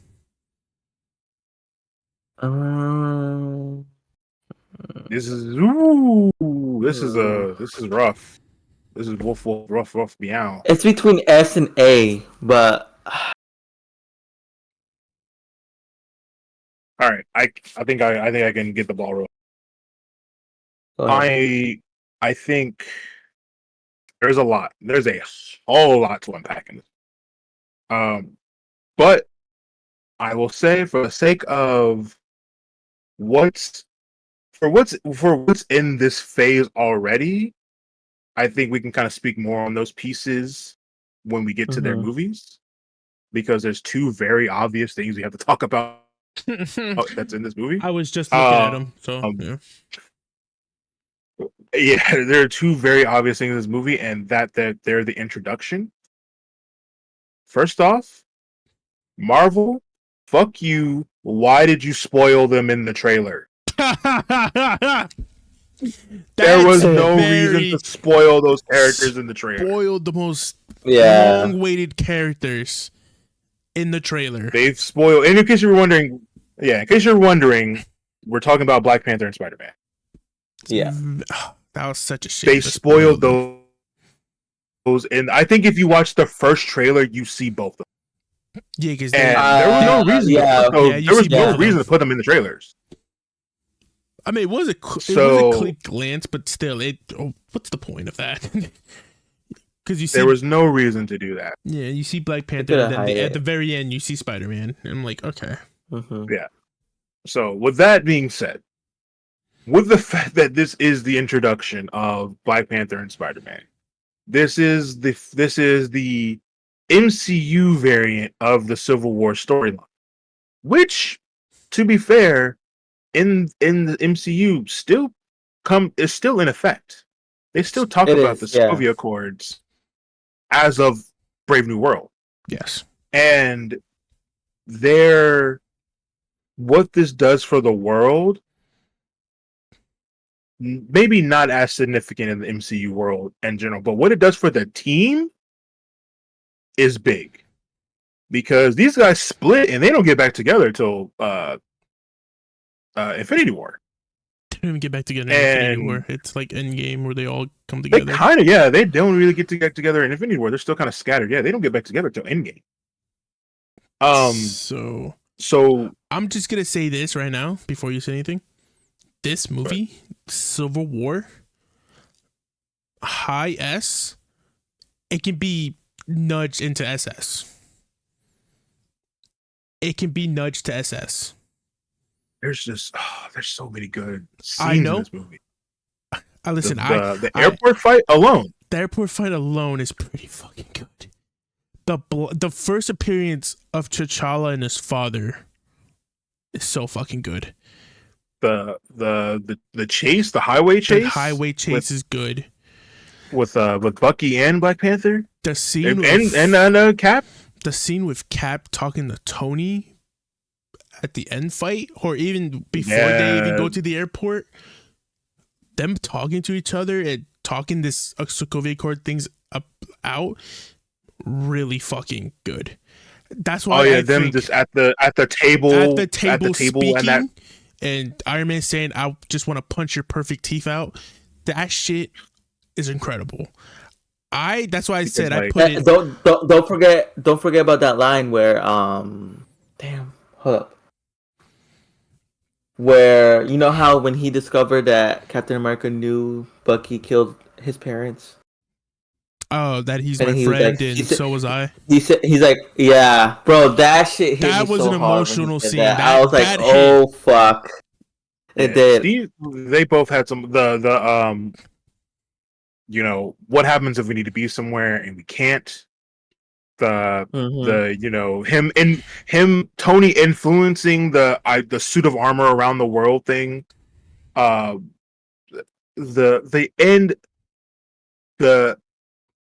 It's almost a tragic ending with the fight with Cap and Iron Man at in the base. It's one of those movies where nobody on either side won. This is a both lose movie. Yeah, it kind of gets the hopeful ending with Tony getting the phone. Yeah. Of like, hey, call me if you when you need me, I'll be there. Which is such a amazing. That's yeah. The fact that Cap goes rogue, that's that's big. A big thing. And Cap apologizing to Stark and being the bigger man. He's like, I'm sorry that I kept this from you. I just thought I was helping you by keeping this from you. It's pretty big, and it shows how moral and how good of a man Steve Rogers is. Yeah, we also get the interactions with Falcon and Winter Soldier, which obviously led to them getting the show. They had great chemistry together. Yeah. Wanda and Vision. That's what. Yeah. Pretty fucking good. It's just overall there's so much. This might be an F. That's why I'm saying it's probably a high S. It can be talked into getting to SS, in my opinion.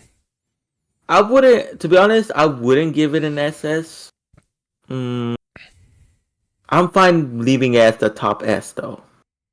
Top S is good. So it'll be what, in front of Avengers? In front of the, yeah. I would put it in front of Avengers. I would agree with that, too. All right. Mm-hmm. It's a good choice. Yeah, good fucking movie. Good fucking movie. All right. Just I've been waiting to talk about this. Just to let you guys know, Thor is still in last year. It's still in last. It's a shit movie. Don't worry, buddy. Don't worry, buddy.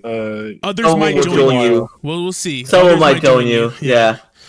All Don't worry, buddy. You won't be alone long. Another single non-Avenger movie, Doctor Strange. 2015. My second favorite hero. Oh, no, 2016. Sorry, Christian Cumberbatch or whatever the fuck his name is. Benedict Cumberbatch. I said Christian. I don't know why. He seemed like more of a Christian. Benedict Cumberbatch. Wow. All right, listen. There's a lot of people in this goddamn franchise that start with Chris. All right, I'm sorry. I am going to put immediately Doctor Strange A tier. Interesting.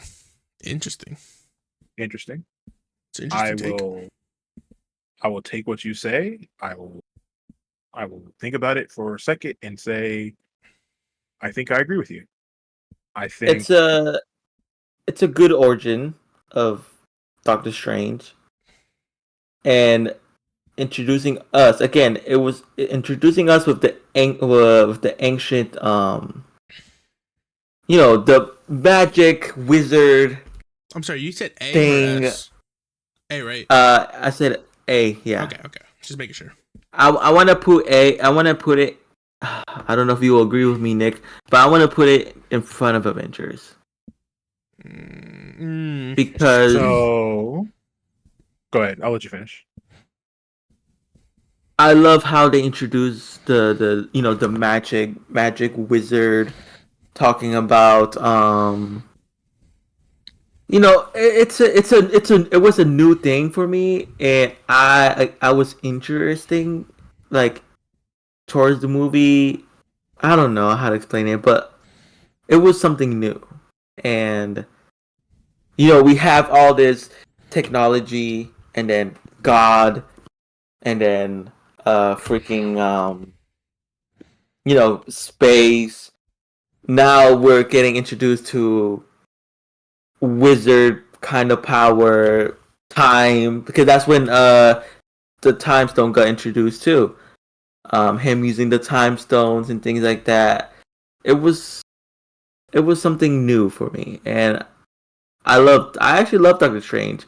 I don't know, it's because he's a jackass just like Tony Stark, and that's why he's like my second favorite hero, because I do love Doctor Strange. But especially when they interacted in Avengers Infinity War, and them talking back to each other. It was I love it. I enjoyed them doing that.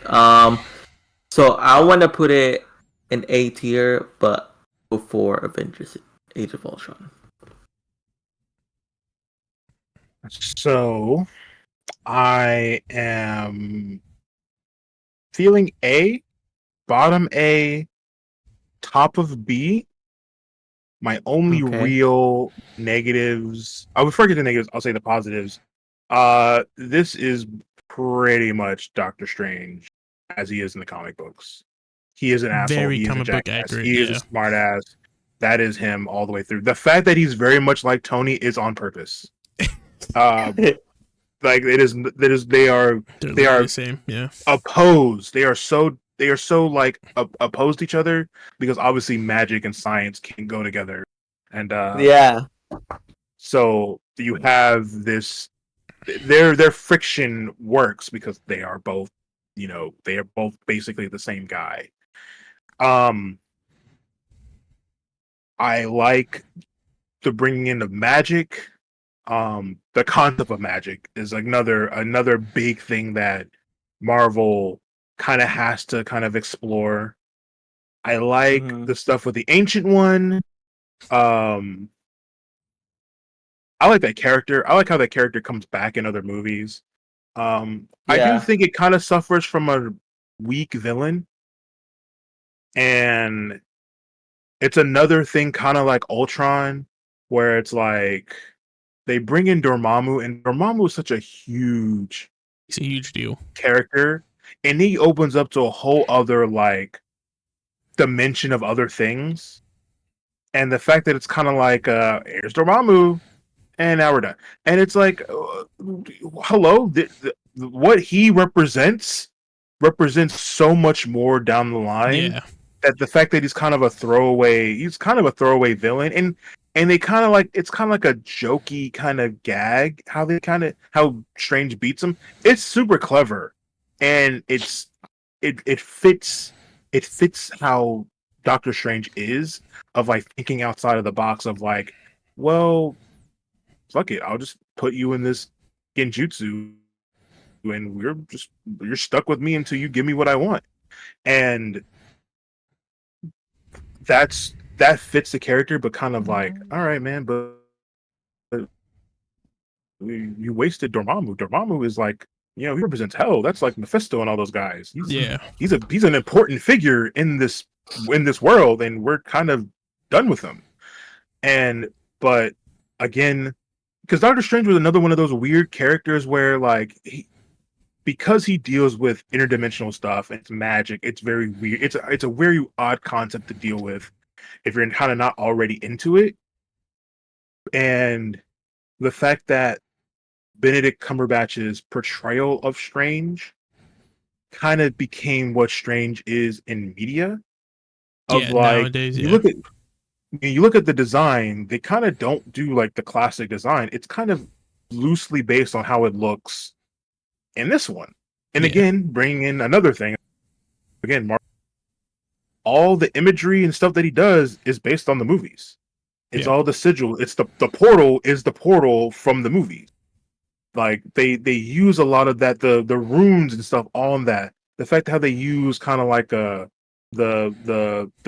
burning magic is that's the look of from the movies, Mm-hmm. and that has became kind of like when we see Doctor Strange, when Doctor Strange does the little hand thing, he's making a portal, and that becomes everything. You know, when he makes a portal in the game, he stops and he does this, and it opens a portal, and it's super interesting of like how these characters kind of get a life of their own because of these movies. That I have to give it credit for that, but like as a movie in itself, I love the visuals. I love the interdimensional stuff. Yeah. I love how we go like the mirror dimension stuff. I love how we're moving things around. We're getting weird. The scene where the ancient one like knocks his spirit out again. Another the mirror dimension. That was pretty fucking like that cool. Stuff. The knocking his spirit out of his body and getting the astral projections. Like that stuff is so cool and iconic that you have to give it its props. But I think in terms of like telling the story and having the conflict and resolution, Doctor Strange is another one of those characters where he fights crazy things, but again, just like Tony, his biggest enemy is him because he thinks he knows everything. And like what if nailed it of the problem with Strange? What if they nailed it? Yeah. What if did a pretty portrayal of Doctor Strange? Oh yeah, the episode of Doctor Strange. Yeah, yeah, of like he would destroy the entire universe just to prove just to get what he wanted, because that's the kind of person Doctor Strange is, and like that's why he kind of loses, becoming the Sorcerer Supreme and all the other stuff. It's interesting, but as a movie, I think low A, high B. I'm fine putting it low A. Yeah, I'm fine with it behind Avengers, and I'm also fine with it in front of Captain America. Okay. All right. I'm gonna put it in front of Captain America at the B tier. I do like what you said about the waste of Dormammu. It's a huge thing. Doctor Strange is a good fucking movie. Visual wise, is pretty good. The actors are really good. The thing about Doctor Strange is, and the way they portrayed him in the MCU, I feel like they kind of wasted Strange, if that makes sense. So Doctor Strange, as a character, comic book wise, he's a pretty good big deal, especially since he opened doors to like other realities and other cooler shit we can see.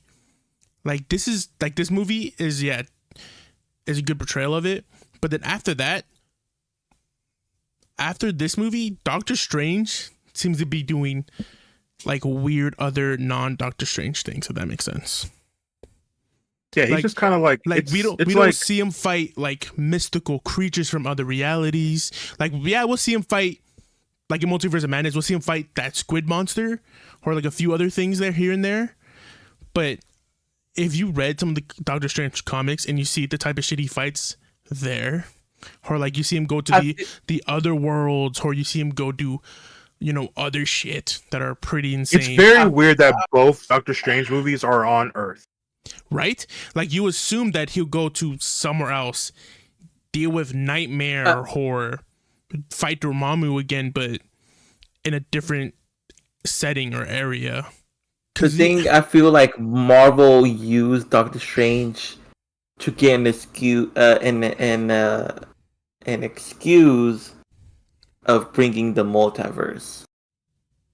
I feel like that's what they did with Doctor Strange. Yeah, because he is one of the few characters that can open the multiverse. Yeah, so like I feel like that's why.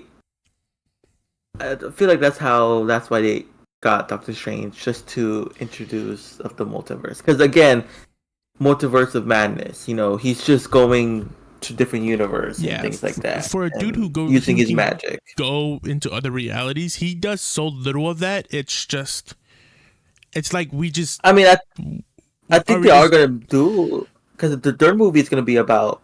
Because didn't he? I mean, that's the third movie we're talking about now. From Doctor Strange 1 all the way to Doctor Strange Mom, it's. Yeah, we have the Multiverse of Madness. We're barely in any multiverses. We skip through. Like we're in the Sanctum Sanctorum. for like a good amount. And even when he pops up in No Way Home, he's just in the Sanctum Sanctorum. Yeah, and I feel like, to my opinion, we have barely scratched the surface of Doctor Strange. Like, Doctor Strange can do so much shit, and he can open into other worlds and see other cooler shit. We haven't even dealt with the dark magic, like really dark magic, not the Wanda stuff. Like, we haven't dealt with Nightmare yet, Mephisto, a better fight with Dormammu. Like there's so much there. As weird as it sounds, it feels like Doctor Strange should be like your WandaVision. It should be like here's your character. He's gonna open a portal. He's gonna go through it, and we're on an adventure. Yeah. And we're doing something, and because that's kind of what he does. He like, being the Sorcerer Supreme, like, he is like not the keeper of all magic, but he needs to keep all that stuff in check. And a part of that is he needs to be like, hey, there's some weird stuff going on over here. Let me open up a portal and see what's going on and fix that. And Mephisto is trying to find his way in, or Dormammu, pulled another Dormammu from another dimension. And there's so much, and I understand the idea of, like, it is hard to do with movies and budget and all that other stuff, but it's like, you're already here. Let's get weird. This should be weird. These movies should be fucking weird ass movies. Outside of some parts here and there, like, again with the mirror dimension, like the scene where he first meets the Ancient One, and she just like brain blasts this dude, is awesome. How they tie it in with like the fight with Spider-Man and No Way Home is amazing. How they draw it, even how they use that concept in Endgame with the Hulk seeing the Master. It's there's so many bits and pieces of, like, magic in Marvel is a cheat code. Yes. It is, you could do anything, and it's like they kind of keep it to, like, they not keep it to really Earth level, nothing they too don't breaking. Like, again, like, What If does it so well, and they had to destroy an entire universe to do it, but God, who cares? Open a portal, go to another one. Like, it's my frustration. I love this movie. I love Doctor Strange. I love this movie. I will show this movie to anyone who cares. Yes, but it's like, I want you to do more, because you can do so. Why are you on Earth? Yeah, why are you in New York? Very limited, and honestly, in the MCU, it feels like they make it seem like the Sorcerer Supremes don't do anything besides stay at the palace or whatever it's called. Yeah, just stay in the sanctum. It's like, they no, just stay in the sanctum. The only time we see them like coming back from an adventure. Yeah, or like Wong is going to wherever with the Abomination or whatever. That's like the only times we see them leave, and I'm like, I feel like Doctor Strange should be in another reality fighting God knows what. Or I don't know. I feel like they just have him here so they can introduce the Time Stone, in my opinion, and have him deal with multiverse stuff. Yeah, it'd be cool if, like, Peter goes to see him and Strange is like fighting this insane beast. He's like, "Hold on, Peter, 1 second. Let me just." Kind of how they did it. In the Spider-Man show. Yes. That is probably the best version of Strange I've seen in a while, where he's actually doing shit. He's actually fighting something that makes no sense. Like, what the fuck is that? He's like, this is weird, but I have other things to go deal with right now. But this is kind of weird, and he leaves. Yeah, because people don't know it. Doctor Strange is he has to fight a lot of shit. He's a busy man. But the MCU just doesn't do it justice, in my opinion.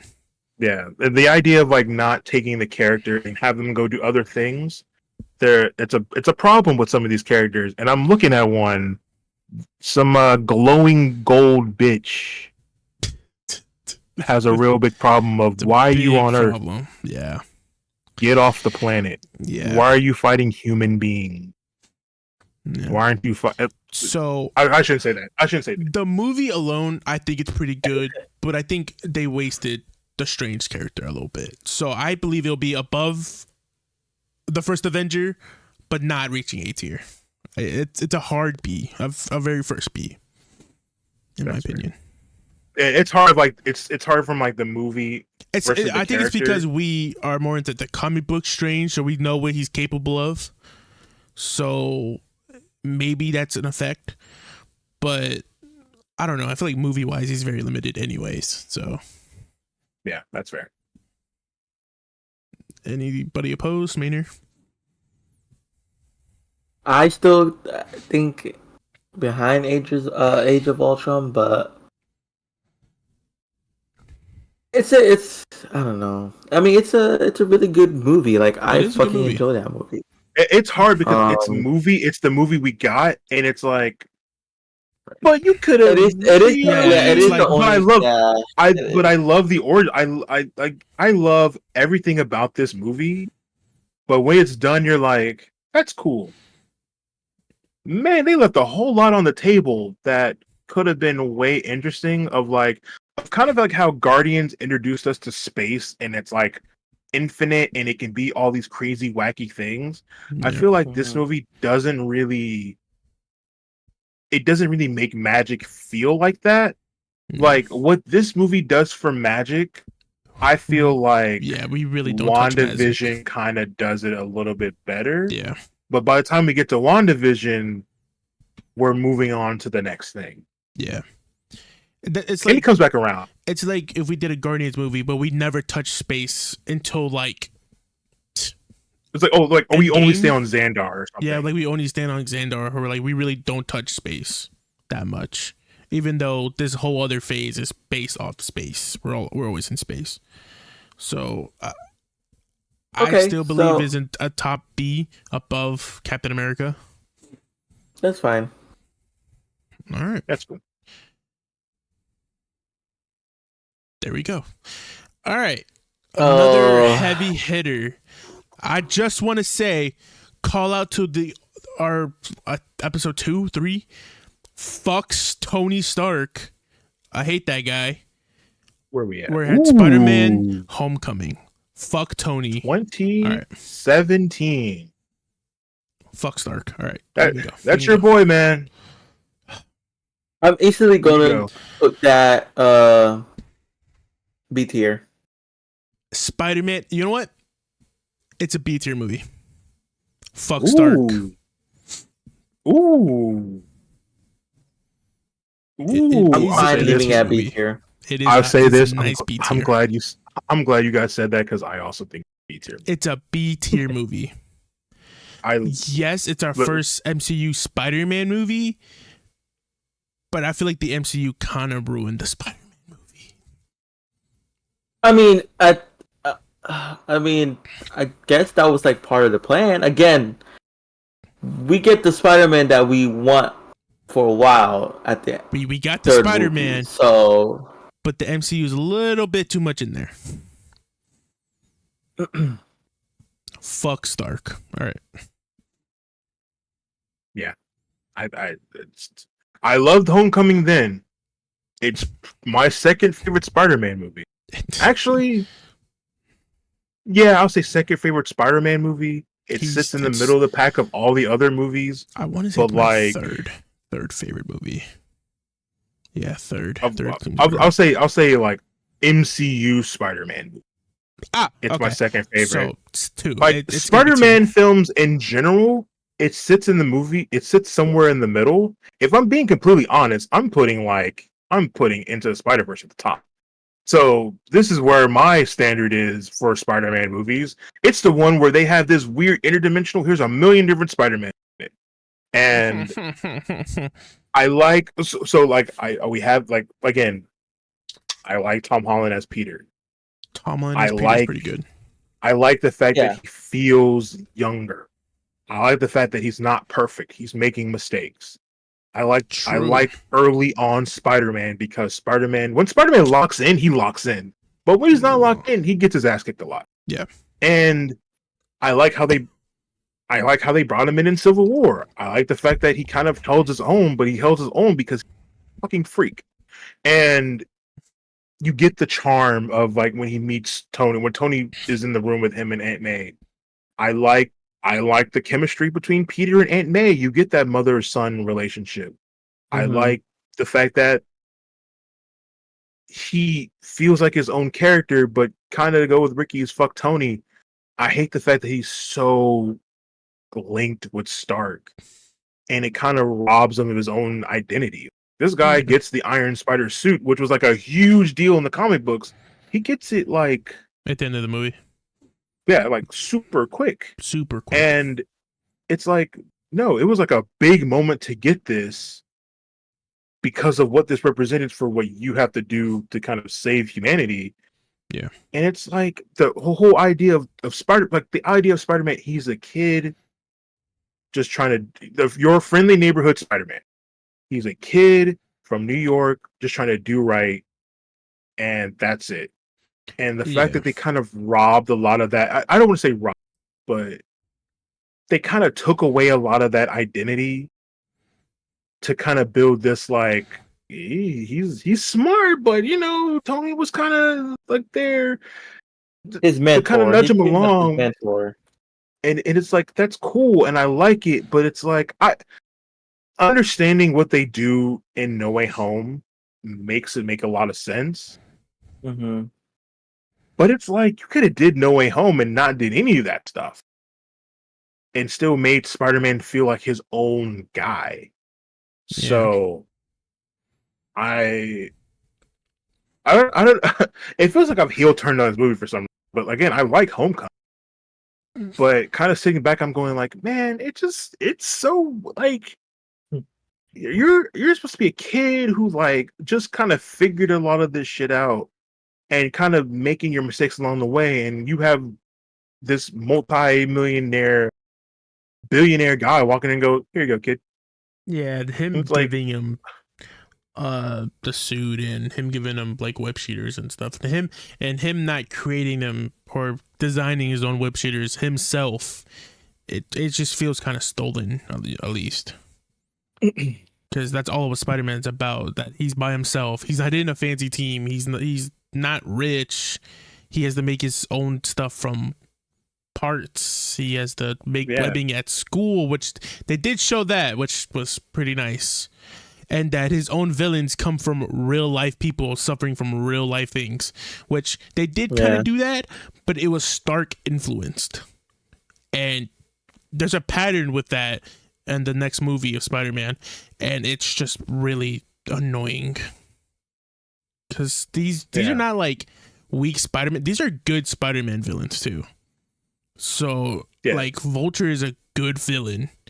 Yeah, Vulture is a brutal villain for Spider-Man to fight because Vulture is a seasoned criminal, and Spider-Man is just learning kind of the job. Yeah. And like it's a hard fight for him because he's never dealt with something like that before. Exactly. Yeah. And being influenced by Stark is not ideal. I get it, but it's not ideal. I wouldn't do it.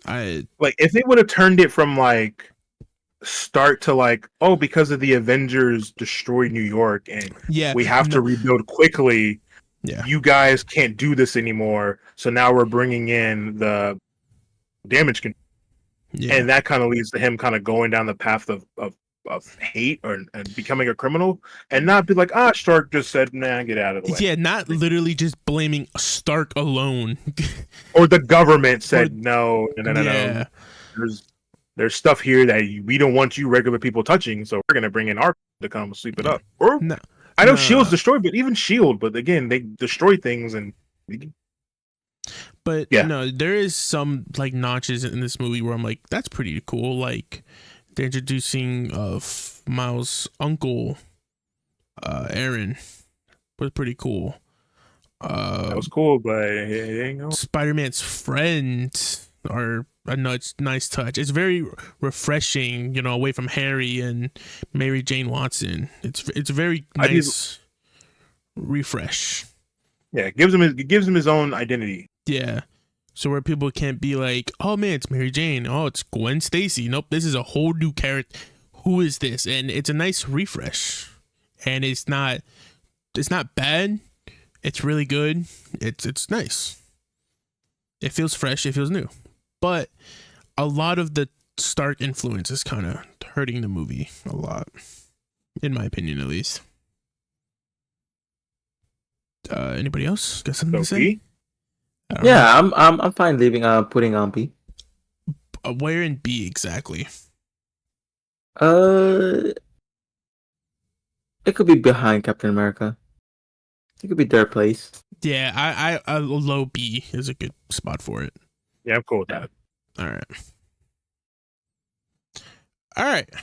This is looking pretty healthy. Got more B's now. Shit. Thor: The Dark World is still an F.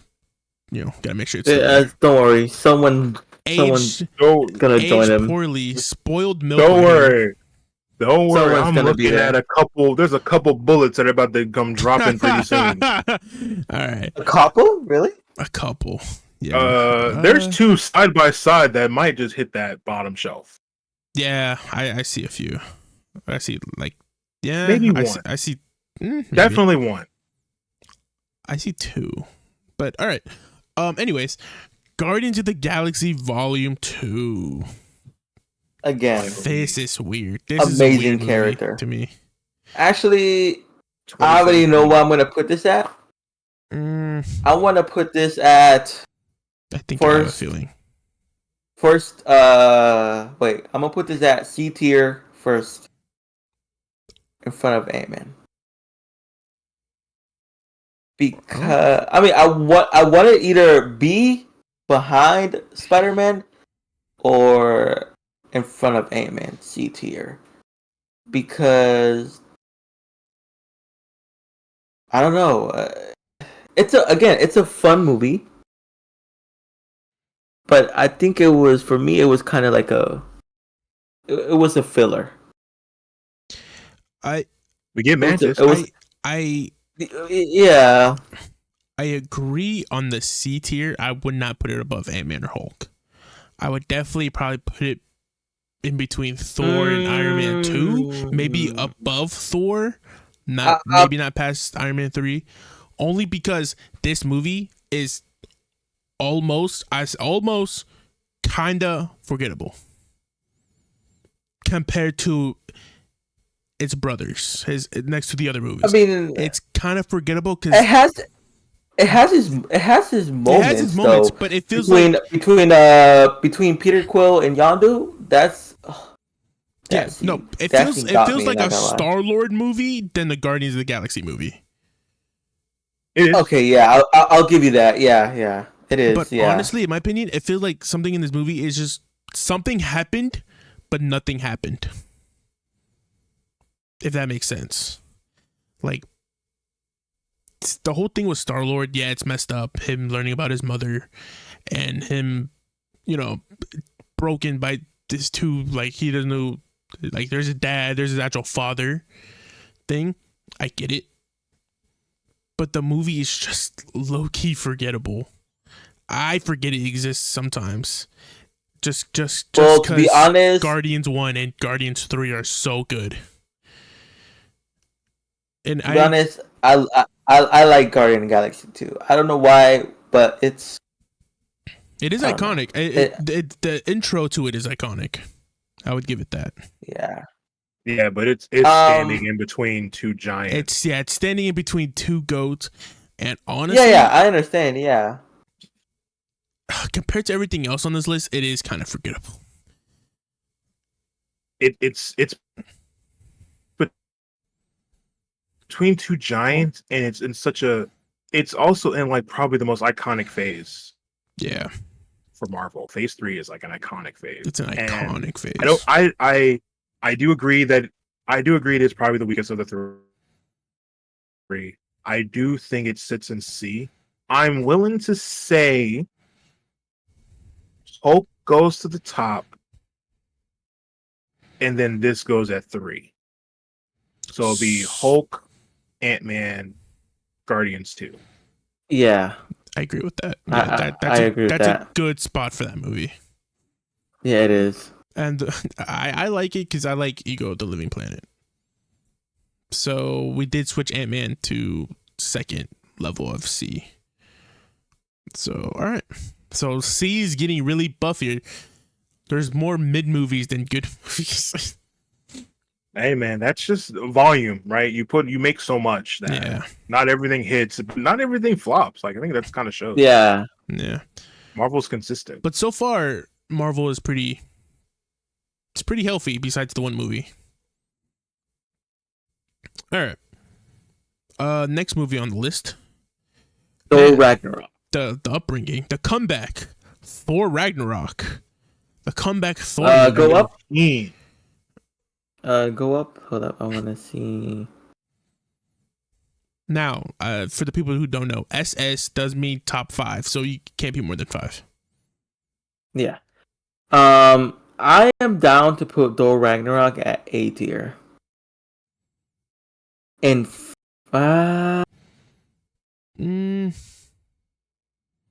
I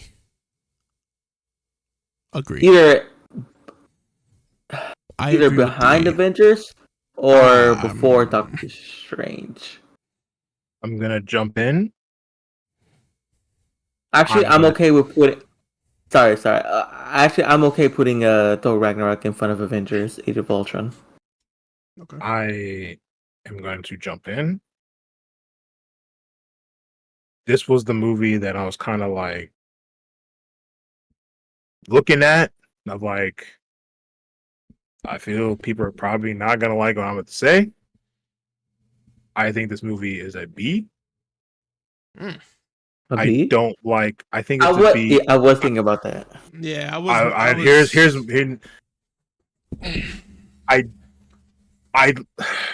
I can't change the fact that at the time I loved the movie, and I still like this movie. I hate the tone. It's the best Thor movie. It is. It's unfortunate, and it's unfortunate because I hate the tone of the movie for Thor.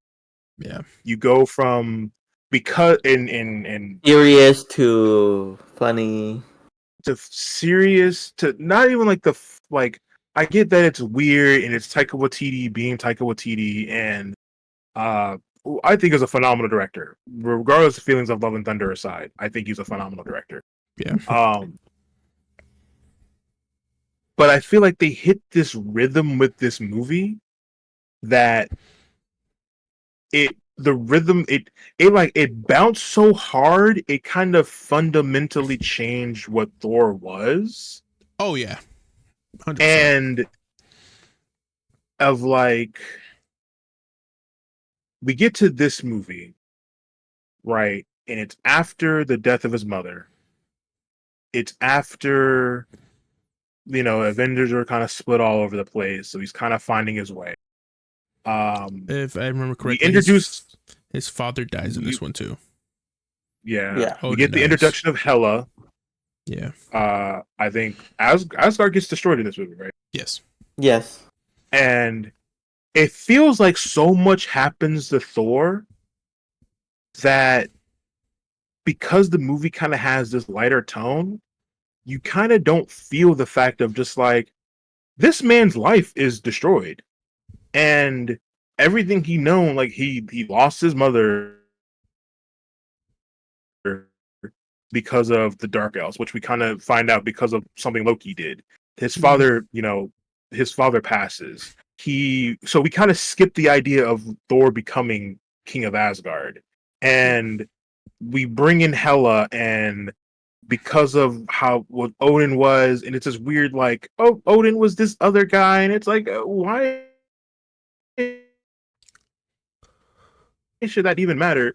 And we destroy Asgard, we displace the Asgardians, and it's like so much wild shit happens to Thor in this movie, and it's like, does it really matter, or is it because like Thor's arc in Endgame and Infinity War is better than this, and it's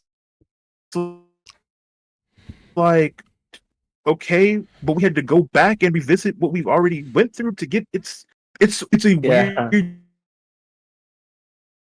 movie of like, because now we didn't finish the story, but now that we've gotten more of the story, I kind of look at Ragnarok, I go, what are you here for? Like, you're a really fun movie, but I feel like so much character growth in this movie is kind of swept under the rug and not really explored until we get to Infinity War. And it's like, yeah, all right, man, I fuck, a lot of things happen to you, Thor. You kind of need to unpack a lot of this. And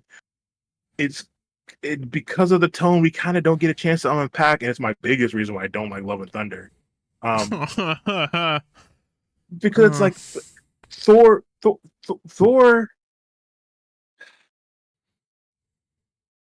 The Okay, so it's like you look at the arc of Loki, right? And we have the movies, and then we do the show. And the idea of Bro, Loki being such a selfish person caused so much damage that in the end, Loki had to make the ultimate sacrifice to save everyone else. And you look at that arc and you go, holy shit. But yeah, then for real. You look at Thor and he's a stoic figure. And you have all this trauma that happens to him.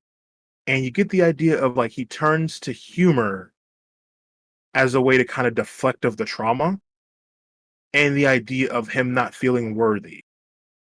Yeah. And it's like we know what you become, Thor. Thor, you become the leader, you become the guy, you become the new Odin.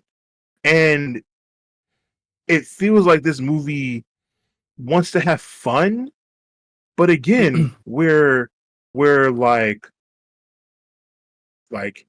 Infinity War's around the corner. We're destroying Asgard. Asgard needs a new leader. And he just kind of fucks off. And it's like, okay, man. Oh, what? What are we doing? And that's more of my issues with the character, not the movie. But because it's so hard to separate them, it's like Ant-Man, I feel like B tier is like this crisis thing of like the characters in their movies are so weirdly opposed now that we got so much on each side, and it's like I love Doctor Strange. I don't like what they do with him in the movie. I fucking love Spider-Man. I don't like what they did with him in Home. I love Thor. I don't like what they did with him in this movie, but I can't say they're bad movies, so I can't put them in C. I can't put them below C. They're all still enjoyable movies, but I think in terms of a character, it's like this ain't it, man. This kind of ain't it. And again, it's like again, if you turn around and you go, Thor, you are such a tragic figure that we could do so much with. And then you turn on Disney Plus and you see what they did with Loki, and you're like, what the fuck? How they didn't get you got you right, but how didn't get you right? You're the guy. True. And they got your brother right. In a way that people cared about him, they cared about his journey, they see the growth in his character. And at the end, you're like, I feel sorry for Loki. What? And at no point I feel like no one goes, man, Thor, bro, you need a hug. You kind of don't get that moment until the Avengers movies, but it's kind of not because of everything that happens. It's because of the thing with Thanos, and it's like you have so much trauma that we could have. I feel like I'm talking in circles. Yeah. B tier. Mm. Yeah, I agree. B tier. Yeah. Where in B? I say probably behind Spider-Man. Yeah. Yeah. Yeah. That's a good spot for it. Yeah. For me, it seems like there's way too much going on in that movie. That's a lot. It feels like it's just there for comic relief. My beef with this, and it's probably one of the reasons why I'm very grateful for the Incredible Hulk. And the same reason about the new Captain America movie. I'm grateful for this Incredible Hulk because they put two different Hulk like arcs and two different not Hulk movies. We got World War Hulk and Thor Ragnarok in a Thor movie, which was crazy. And the new Captain America is just Hulk 2 with Captain America. Literally. Mm-hmm. It's a Red Hulk movie. It's a Hulk movie without the Hulk. And it's one of the reasons why I think The Incredible Hulk is so good as it is as a Hulk movie, because I'm very grateful for it. Because it's a Hulk movie. It is. And it's just, this is B. It's a good movie. Don't get me wrong. Some of the characters, Thor is funny. Chris Hemsworth is funny. It's great. But no, yeah. After a while, it does get kind of womp womp. But all right. Okay. All right. So far, looks like the list is It's building. coming It's together. Yeah. There's been no other A movie besides Age of Ultron, but that's all right. There hasn't been another SS, but we're getting there. We're getting to the SS movies. There's about to be an SS. There might be a best. There might be. All right, let's see. A big big chunk. Black Panther. Black Panther 1. Smoke. Black Panther 1. I want to give that 2018. Yeah. 2018. It's a big movie. So it's a big movie. I want to give that to. I want to put Black Panther to an SS, one of the top 5. Because it's an origin.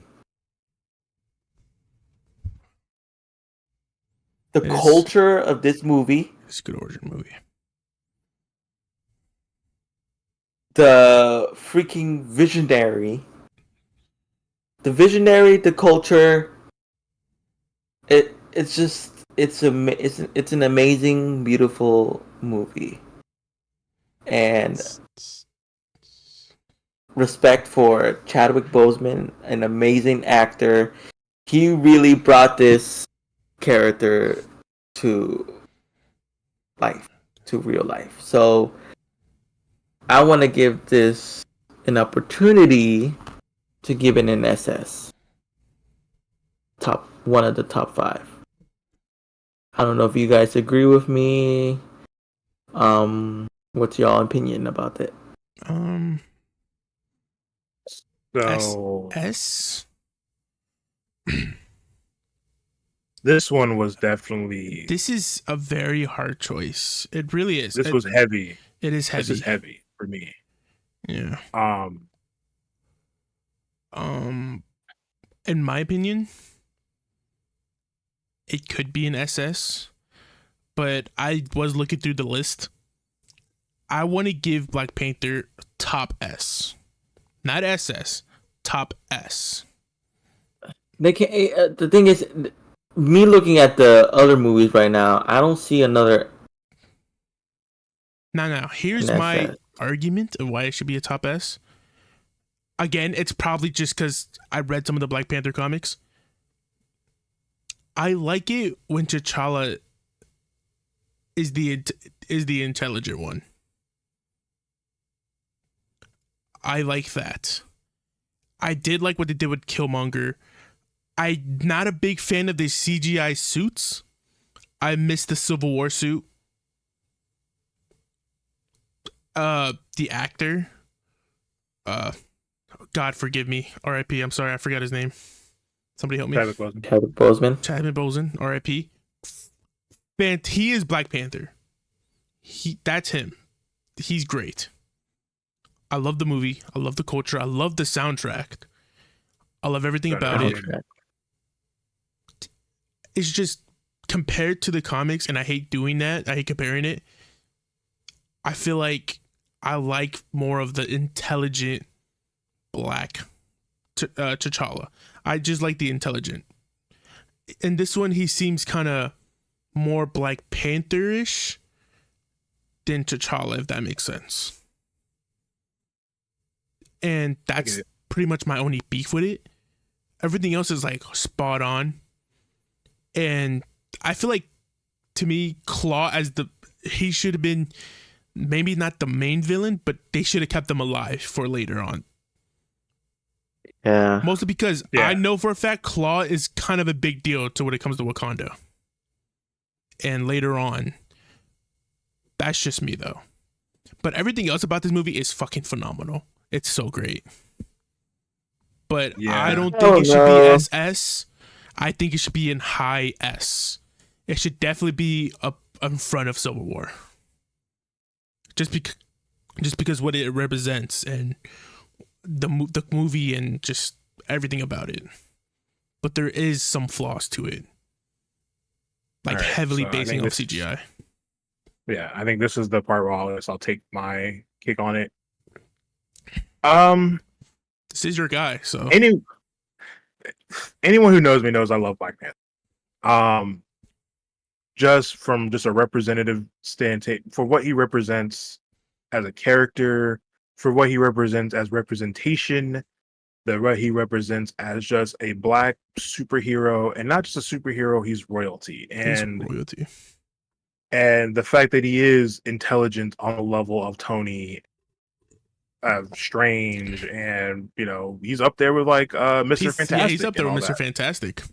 Like he's one of the he gets offered to join the Illuminati, then he doesn't. Yeah, he's one of the few that declines. So it's very telling of like this character is big, is a big character, and just like you can't take away what this movie did in terms of a movement of just a celebration of just this character. And like I tell a story all the time. The first time I saw this movie, I cried because seeing this on a big screen and being just respected. It wasn't like a hood story, which it had an element of. It wasn't a slave story. It wasn't like it's this, but it's ghetto or it's bootleg. Like, no, this is the real deal, real shit. Yeah. And that is a goddamn king on the screen. And you feel it, like Chadwick Boseman's portrayal of T'Challa. I was gutted when he passed. Yeah. And not just tragic. Because we lost a phenomenal actor. And, obviously he was a human, but just like capturing like that regal presence of this character is important because T'Challa is more than just Black Panther. He's the king of Wakanda. Yeah. And you look at what that represents in this world of introducing the world to Wakanda, introducing vibranium to what we get. I mean, it's hinted, you see it in other things. Yeah. But like the idea of like this important metal alloy that is so integral to a part of Marvel. It's like it's one of the big things of like this adamantium and other things are like that's key. Those are keystones in Marvel in general. And this movie just does so much. Yeah. And there are nitpicks. I don't like the fact that they changed the suit from Civil War. I don't like the fact that they did go more CGI. I understand budget things, and Ryan Coogler can only do it so much. And he made like Wakanda felt alive. It did feel alive. Felt like it felt a real. place. It felt like you're being here, and you're like, this feels like I can see Wakanda, and there's cars, and there's floating cars, and there's buildings going to the sky. It's hidden by this projector dome, and like the lingo and how they talk, and the cross, the X thing, and the music, the little like they little really brought the culture alive. Of like, it feels like it's like almost like it's a code of like this is Wakanda shit. We're not talking about this is Black Panther stuff. And like Killmonger, come on, like Killmonger is really good. He's a good villain. Like a villain with a cause, a villain that you go. He unfortunately has a really good point. Yeah, and they write him so well. And I feel like to kind of piggyback with what Ricky said. Yeah, man, they kind of do him dirty in that last fight.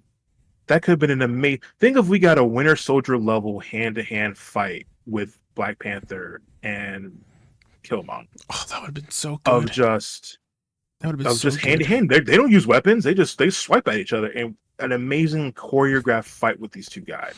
And we get pieces of that with like the trial thing they do. Yeah. I would love to see more hand-to-hand combat with Black Panther, especially since comic book wise he can actually one of the few people that can keep up with Captain America in fighting styles. He knows plenty of fighting styles, and he's one of the few that can keep up with Cap. If not, he's equal to Cap. Yeah, it's a shame that they kind of rely on the tech a lot. It's kind of a Spider-Man issue. Yeah, where he's very techy when it's like the suit can do a lot of this stuff, but he's so good because he's trained since he was a child to do this stuff. Yeah. And the fact that he does, he is enhanced, and he's a super soldier essentially, and he has all this on top of a suit that can do all these crazy things. But T'Challa is still, he's a genius mind. Yeah. And for the movie, go ahead. My probably big problem, and I understand why he had to do this, but so in the comic books, T'Challa is he has trust issues with outsiders, and I love that because I like how he's very iffy on trusting the Avengers, and sometimes he'll only join the fight if Wakanda's threatened. But other than that, he does not care what happens outside of Wakanda. He's very much like a Wakanda. I like that about the first. I like that about comic book Black Panther, and I wish they brought that onto this film, to where he's like, I'm not dealing with your problems. If the world's under attack and my land is threatened, then yeah, I'll join. But other than that, I don't care what you do. Just don't mess with us. And him opening the world, I'm like, I get it, but I wish he would have been more protective over it. Yeah, I think that's I guess when you look at the dividing line between SS and S, it's like, how those nitpicks, how big are the holes in the armor? Yeah. And I think that it kind of comes down to that the final fight not being as fulfilling as it could have been. Yeah. And the idea of, we're bringing in T'Challa and we're bringing in Wakanda, and them kind of like, all right, it's here, instead of being like, no, we won't tell them that we exist, but we'll let them believe we're this little island nation. Yeah. We're this little tiny village in New York, or no, in Africa. And the idea of, this thing is happening. Thanos is going to show up, and they go, all right, well, if Thanos shows up here, we'll deal with it. But until then, we'll keep our eyes on this. So I think those are kind of things that kind of play into how I feel about this movie. And again, I love this goddamn. I love this movie. They should have let him wear the cape. The Black Panther cape. There's so much of the look left to me. There's so much good looks for Black Panther, which I wish they adopted. It's so unfortunate, man. It's so unfortunate. Yeah, it's Black really Panther. sad. You can do so much with this character, and you can tell like Black Panther was going to be like one of the main pillars of Marvel. Yeah, he was going to be top.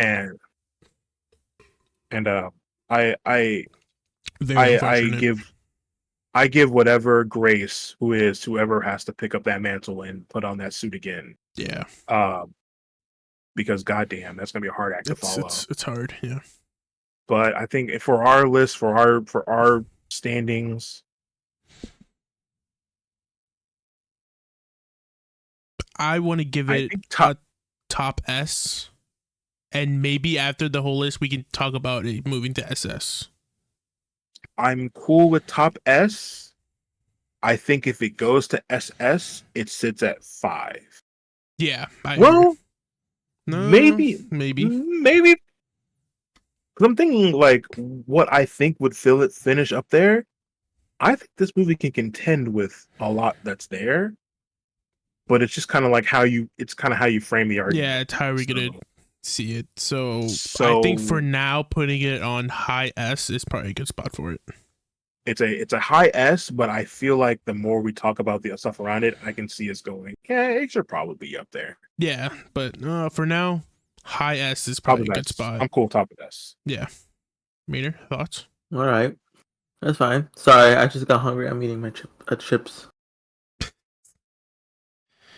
All right. It's an endurance run. This was gonna be a meaty one. All right. Captain America. I think we're halfway through. SS. Nobody else there besides Captain America.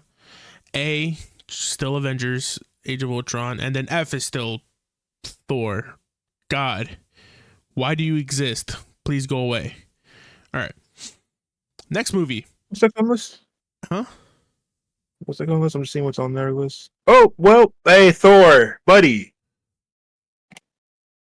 I'm going to go and say it right now. I'm going to go and speed this up a little bit.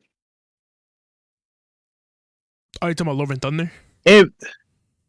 No, but you can go ahead and put Ant-Man and Wasp at F, man. Let's not put it at F. Let's stop pretending. Put it at F. Yeah, the only redeemable thing about that movie is I hate yeah, you have no idea. Now understand this isn't now. Let me just make sure. Let me double check to be sure. But I think that my biggest problem is where this movie comes in on the timeline, because this movie is after Infinity War. Yeah. So yeah, it is. Yeah.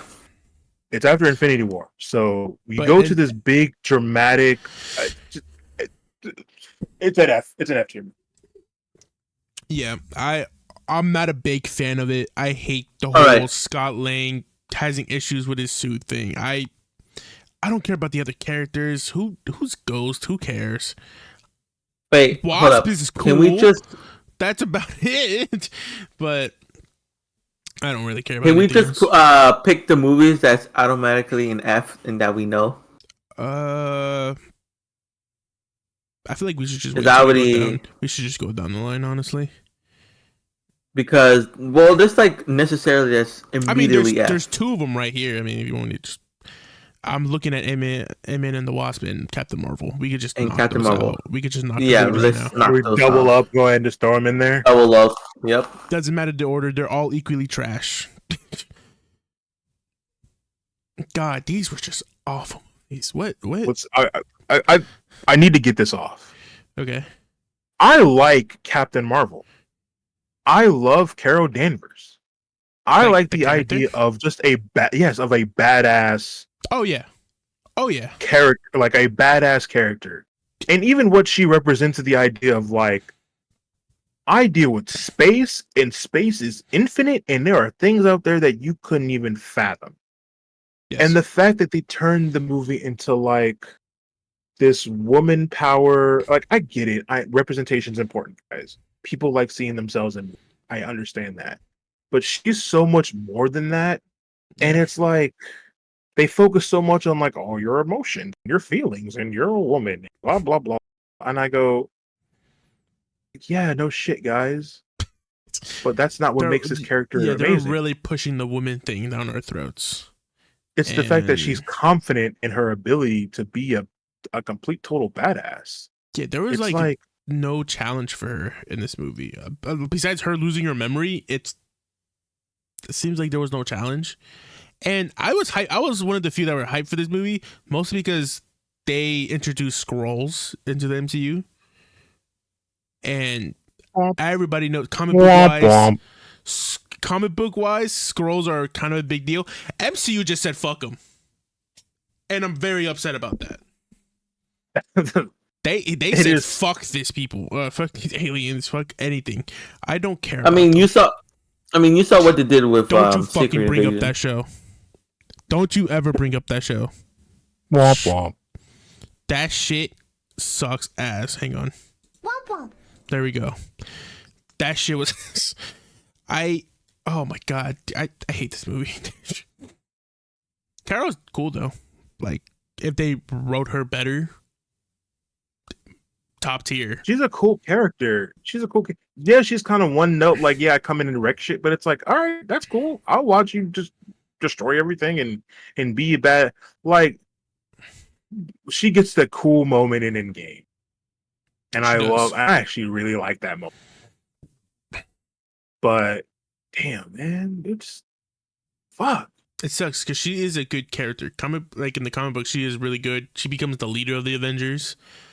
But God, how do you ruin that in this movie? How do you ruin all of that and everything she stands for? It's like they ruined this movie, and it's like Wonder Woman came out around the same time of this movie, and Wonder Woman's a better movie than this, and it's essentially the same type of character. Literally, yeah. God damn, I hate that this movie sucks. Okay. All right, let's get to the real shit. Oh Jesus, the heavy hitters.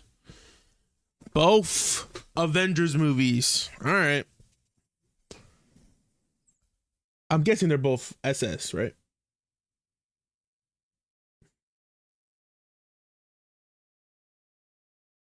That feels unfair, but I feel that's right. It feels But unfair, unfair.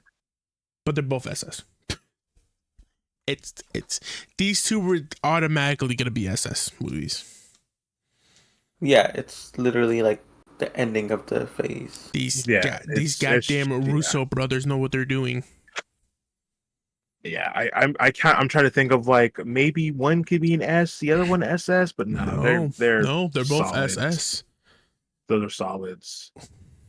Are they top of the list? They're...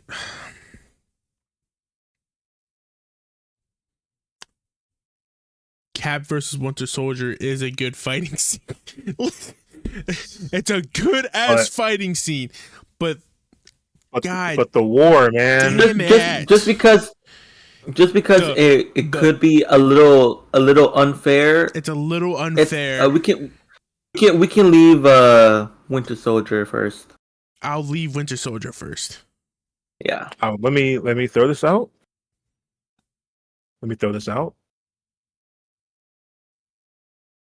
Endgame, Winter Soldier, Infinity War.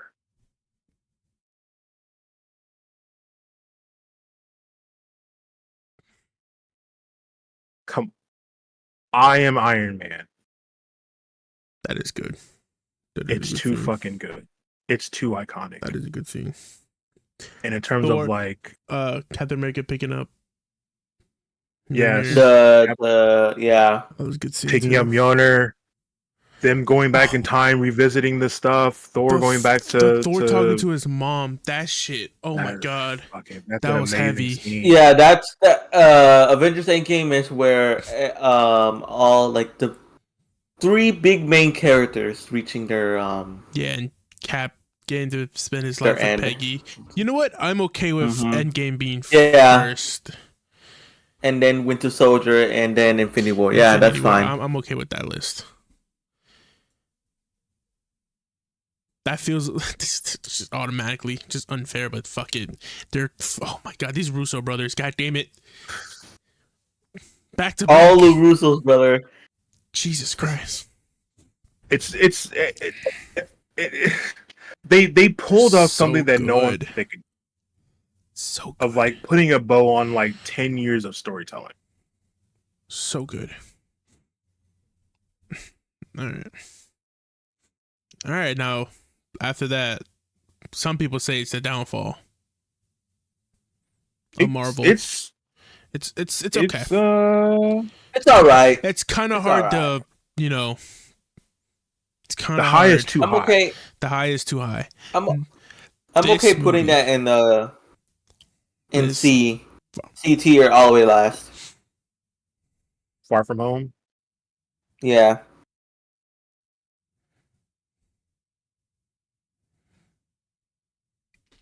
I might say D tier. I am also gonna say D tier. I was gonna say that, but it's like I skipped this, and it sucks because the thing that happens in this movie is very important. It's very important, and we get to see Jonah. Boy howdy, I don't care. I say D. You say D? I say D. Also, fuck Stark. Yeah, it's heavy. You died and you still somehow affected this motherfucker. Fuck you. Yeah, they kind of made Mysterio whack, which he's not great, but they could have did more with him. Literally. Yeah. So I'm okay with putting it in D as in dog. What'd you say? I said, yeah, that's fine. Okay.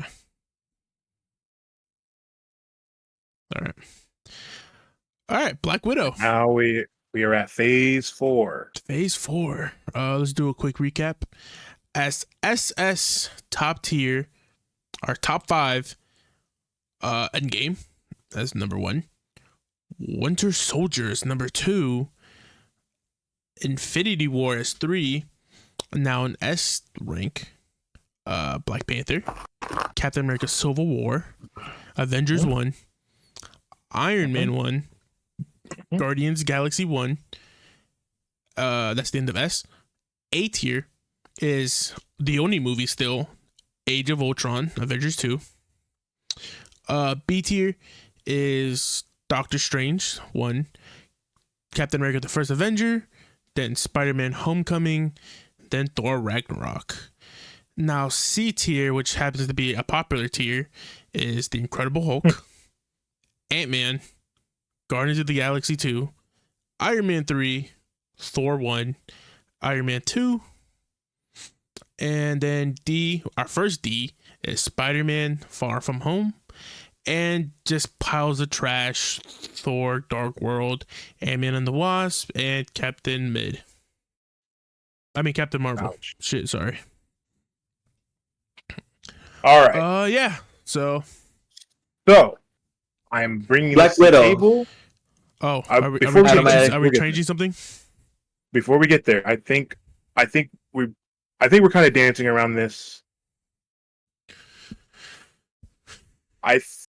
I feel like the general consensus is going to be Endgame, Infinity War, Winter Soldier, Far From Home, and Guardians 3. But I feel like that. What I'm saying is, I think we can kind of because this is that phase. I'm gonna. I think now. 100%. I think now the time we can kind of cement the top 5. We can. I think we're getting there. I think Far From Home should be an SS because of what that does for Spider-Man, and being a celebration of Spider-Man throughout the years. I think Black Panther should go to SS. I think Guardians 3 should be top of S, and that's the top of the list. I agree with you with Spider-Man being SS. Mostly because as a huge Spider-Man fan and seeing the older Spider-Man being there, it deserves the SS spot. And what it does to Spider-Man afterwards, where it does to Tom Holland's character and all this in the MCU. So I believe it does belong in SS.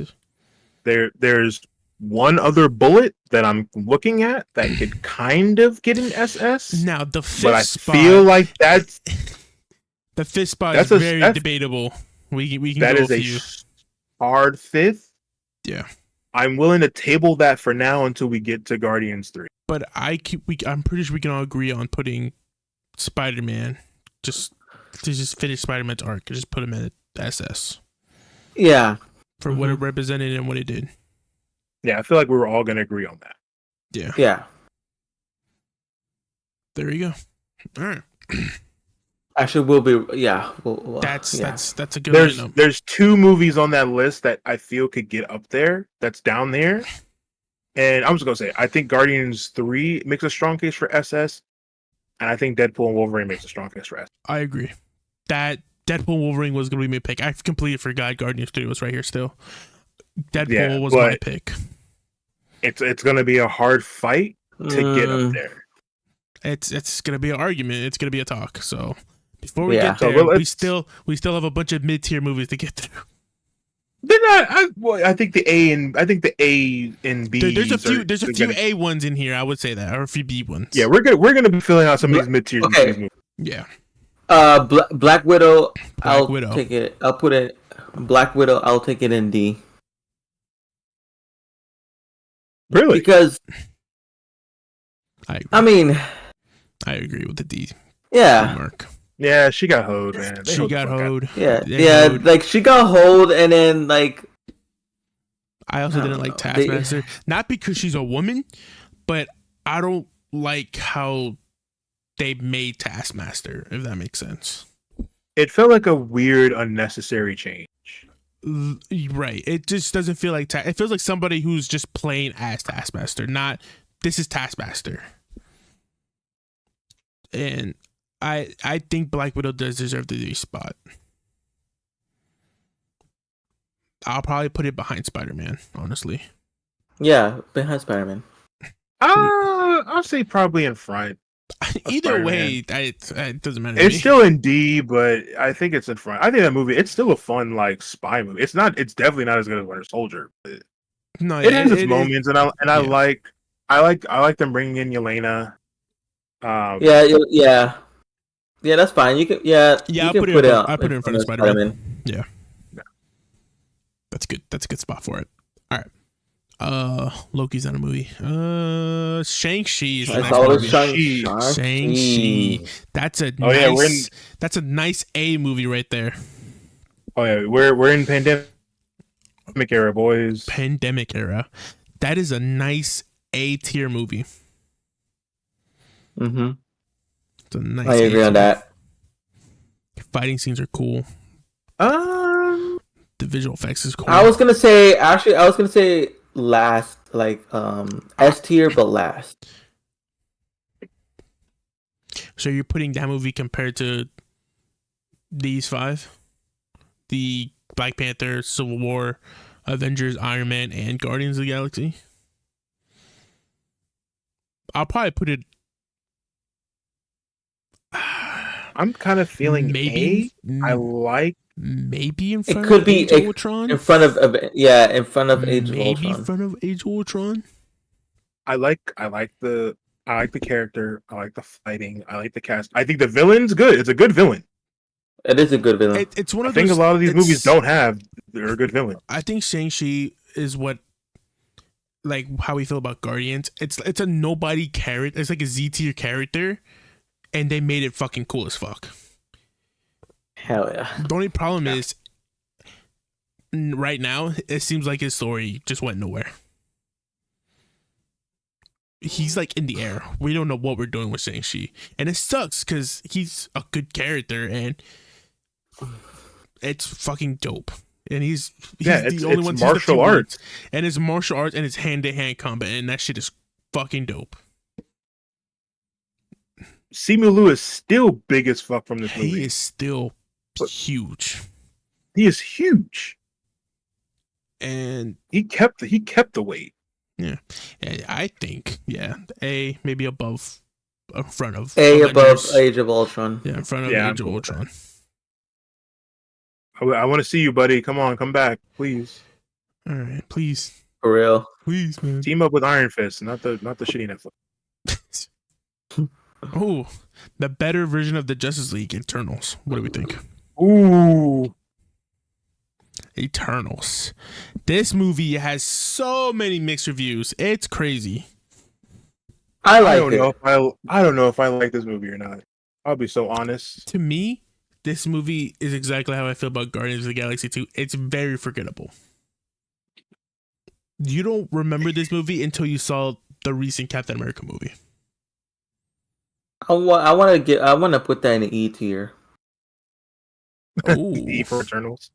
That's funny. Yeah, you're funny. Not only that, but I want to say D, but my reasons on putting it on D is kind of fucking stupid.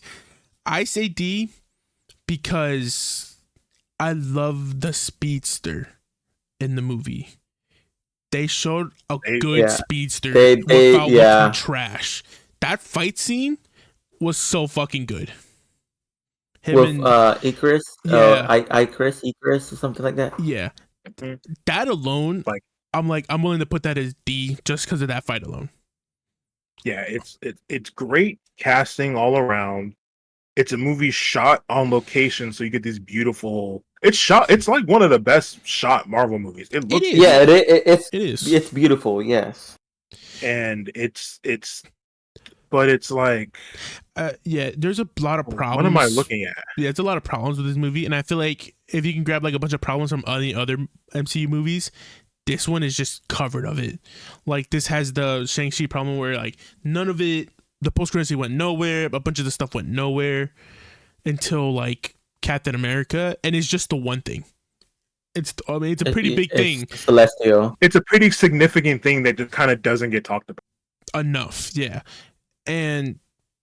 Same thing as these like beings. Like, I get it. They're not supposed to get involved, but now what are we doing now? Like, are they going to get involved? Are we not going to get involved? Are some of us gone? Are we just not gonna do anything? Like, what are we doing here? A few years has passed. Things are happening. What's happening? I might agree with E. Bottom D, E tier. Yeah, you know what? I'll say E. Just because this movie just went nowhere. But that speedster scene is pretty fucking good. It's amazing. They do a speedster better than all the anything Flash. It's so weird because there's a speedster in Age of Ultron, and then this one just did it better. It's just wild. All right. Doctor Strange mom automatically a D. Really? Either in front of Black Widow or behind Iron Man 2. I was gonna say C, right behind Iron Man 2. I feel we've cooled off on this movie. Let's be real here. This movie was kind of good because Evil Wanda and the cameos are in this movie. That's literally it. That's literally it. That and that fight between him and the other Strange where they use musical notes and shot it at each other. Yeah, that was the most Doctor Strange shit I've ever seen, and I fucking loved it. That is true. That is probably the best. That's the most Doctor Strange you've seen. And the Wanda, how they portrayed Wanda. Oh, not even Wanda. How they portrayed the Scarlet Witch. Also, the GOAT Sam Raimi. Listen, a horror superhero. Actually, it could be. I don't know. Am I giving? Actually, there's so many pros, but the thing is, the story is kind of. If this movie was rated R, it would be S8 tier. Yes. But because they hold back so much what this movie could have been, and again, you brought it up earlier, it's the multiverse of madness, and we kind of don't really go anywhere. We went to like a few multiverses, but we only stayed in like 2. And we also brought in this character that kind of didn't do anything. We brought in America Chavez and kind of... Yeah, we brought a character that could travel through dimensions, and she traveled through dimensions like once or twice. Honestly, just because of I'm fine. I'm fine putting it either behind Guardians of the Galaxy Volume 2. I'm gonna be 100% honest. Or behind. Or behind Iron Man 2. 100% honest with you. I am 100% okay of putting this in between Ant-Man and Guardians of the Galaxy 2. I was gonna say that as well. Yeah. Mostly because everything in this movie is pretty good. Visuals is good. Yeah. Fighting scenes are great. We got to see the Illuminati. Our first appearance of Mr. Fantastic in the MCU.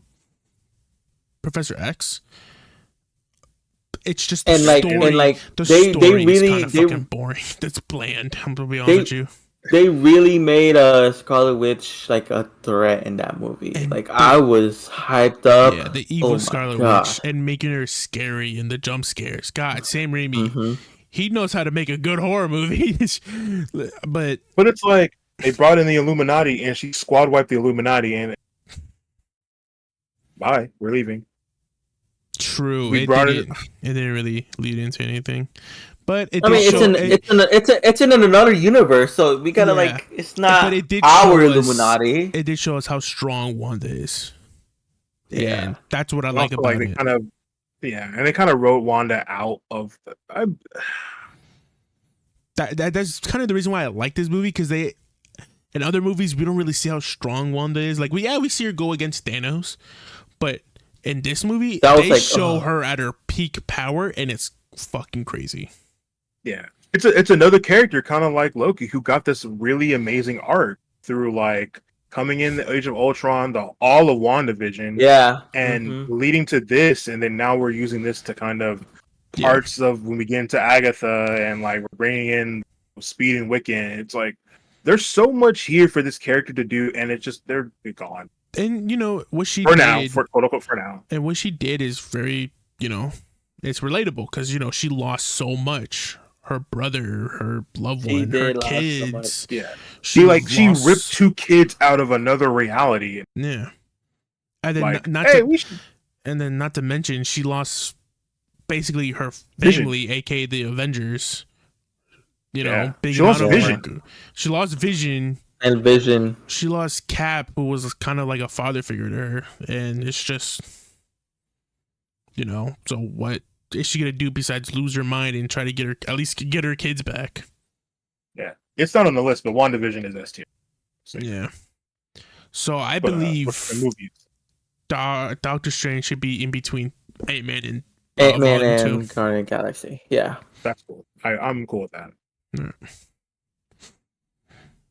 Also, in my opinion, it's first TV shows would be Loki and then WandaVision. In my opinion, at least. Yeah, well, it's Loki. Yeah, Loki got more. Loki and WandaVision. Yeah. All right. Thor: Love and Thunder. F. Valid. It's a party at the bottom of the sea. It's a bottom at the bottom at the sea. It's a party at the bottom of the sea. I do want to. Oh shit! Fuck! I do want to say, what a waste of a character. Fucking God, the Butcher. Fucking what a waste Christian of Gore the Bale God Butcher and Mighty Thor. And Mighty Jane. Thor. Yeah. So sad. Bro, the movie did not feel like it was real. It felt like it was an SNL skit. This shit felt like a fucking fever dream. I was dreaming during this movie. What the hell happened? It was sad. I'm that meme. You massacred my boy. What literally happened? How do we go from peak or like a good Thor movie to what happened? Why are we in the 80s? I get it, we're hanging out with the Guardians, but Jesus, man.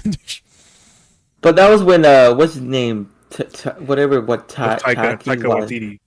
He actually directed this movie, so it was like I see that. I see it. Yeah, if you've seen Taika Waititi movies, it feels like a Taika Waititi movie. Yeah. The problem is it's too much Taika Waititi. I'm like, what's happening? This is not Thor. Who's this imposter? Like, I love Jojo Rabbit, but this is calm down. All right. So what's next? Next on the list Wakanda is Forever. Wakanda Forever. Ooh, another really mixed review movie. Wait, go up. Right. I want to see where do we put Black Panther at? Black Panther is an S. It's not up there. So this is definitely not an S. This is a kind of a big downfall for Black Panther. I'm gonna go ahead and rip the Band-Aid off. I was gonna say an A. I'm gonna be so honest with you. I'll probably say like B. Same. I understand the job that they had in front of them. I would not want to have that job. I commend Ryan Coogler for putting together a movie when he had the shittiest hand you could be dealt with, losing such a powerful character and Chadwick's passing. Yeah. And having to then explain this in world, to have to still make this movie, to still bring in Namor, and then have to set the table for eventually bringing in a new T'Challa. And I understand, like, you can't recast, but it's like, I part of me is like, if you're looking at it in the, maybe you probably should have recast it. But in looking at what they did in being using this movie to be a movie about loss and grief and faith, almost, because that's kind of what Shuri's issue in the movie is, like, her wrestling with the faith of, like, I have all this technology, we can do whatever we want, we're going in different dimensions, and I couldn't save my brother. And her wrestling with that idea, and the fact that you have what happens to her mother, and the idea of lost, and like the fact that, like, I say it all the time, the Black Panther cast is one of the strongest casts in Marvel. Yeah, there are heavy hitters all throughout these movies. Yeah, and the job that Ryan Coogler had to make this movie a love letter to Chadwick Boseman, to be honest, not really to T'Challa, to Chadwick Boseman, and still have to fill these gaps, bro. I could not imagine the tears in that room when they were doing this. Yes, But sir. taking it as a movie, the problem with I again, I love the movie. It's a movie that I will watch one time because I just can't do it. I can't do it more than one. Yeah.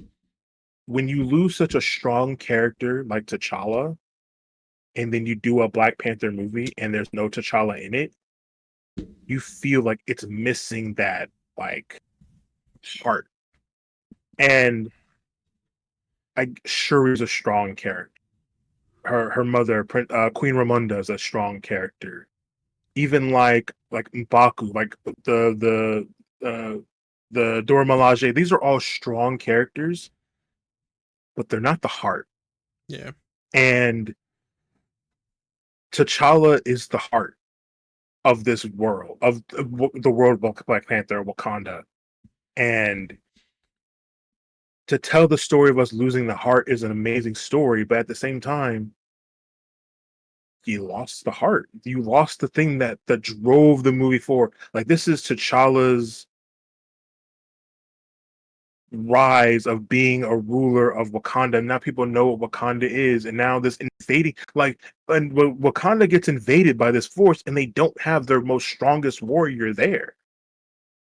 And it's like, I get it. You had to do it, and you couldn't. You didn't want to. It's fuck. I feel again. I the fact that this movie came out and it was good, and it told its story, and it still moved the Marvel MCU timeline along. Bro, what? Like, Ryan Coogler, I know you're doing your own thing. By the way, go see Sinners. It's amazing. Oof. But the fact that they have not, I think because he doesn't want to. The fact that they have not thrown this man an Avengers movie yet is insane. Like, he clearly gets it, and he clearly has this world figured out. But it's like, I love this world, but no, you rip the heart out of it, and it's like, Yeah. damn, man, and it sucks. It sucks. It feels like I'm coming down the movie, but it's just honesty. Yeah. It's a rough watch. I don't think you're not watching this movie more, maybe twice, but like the intro, the silent, the no fanfare, it's. Ugh, I'm getting emotional now just thinking about being in that theater watching that movie. Just like, bro, I feel like I was at a funeral, 2 hours, and Yeah, it's really hard. It's really rough. yeah, it's rough. And it sucks.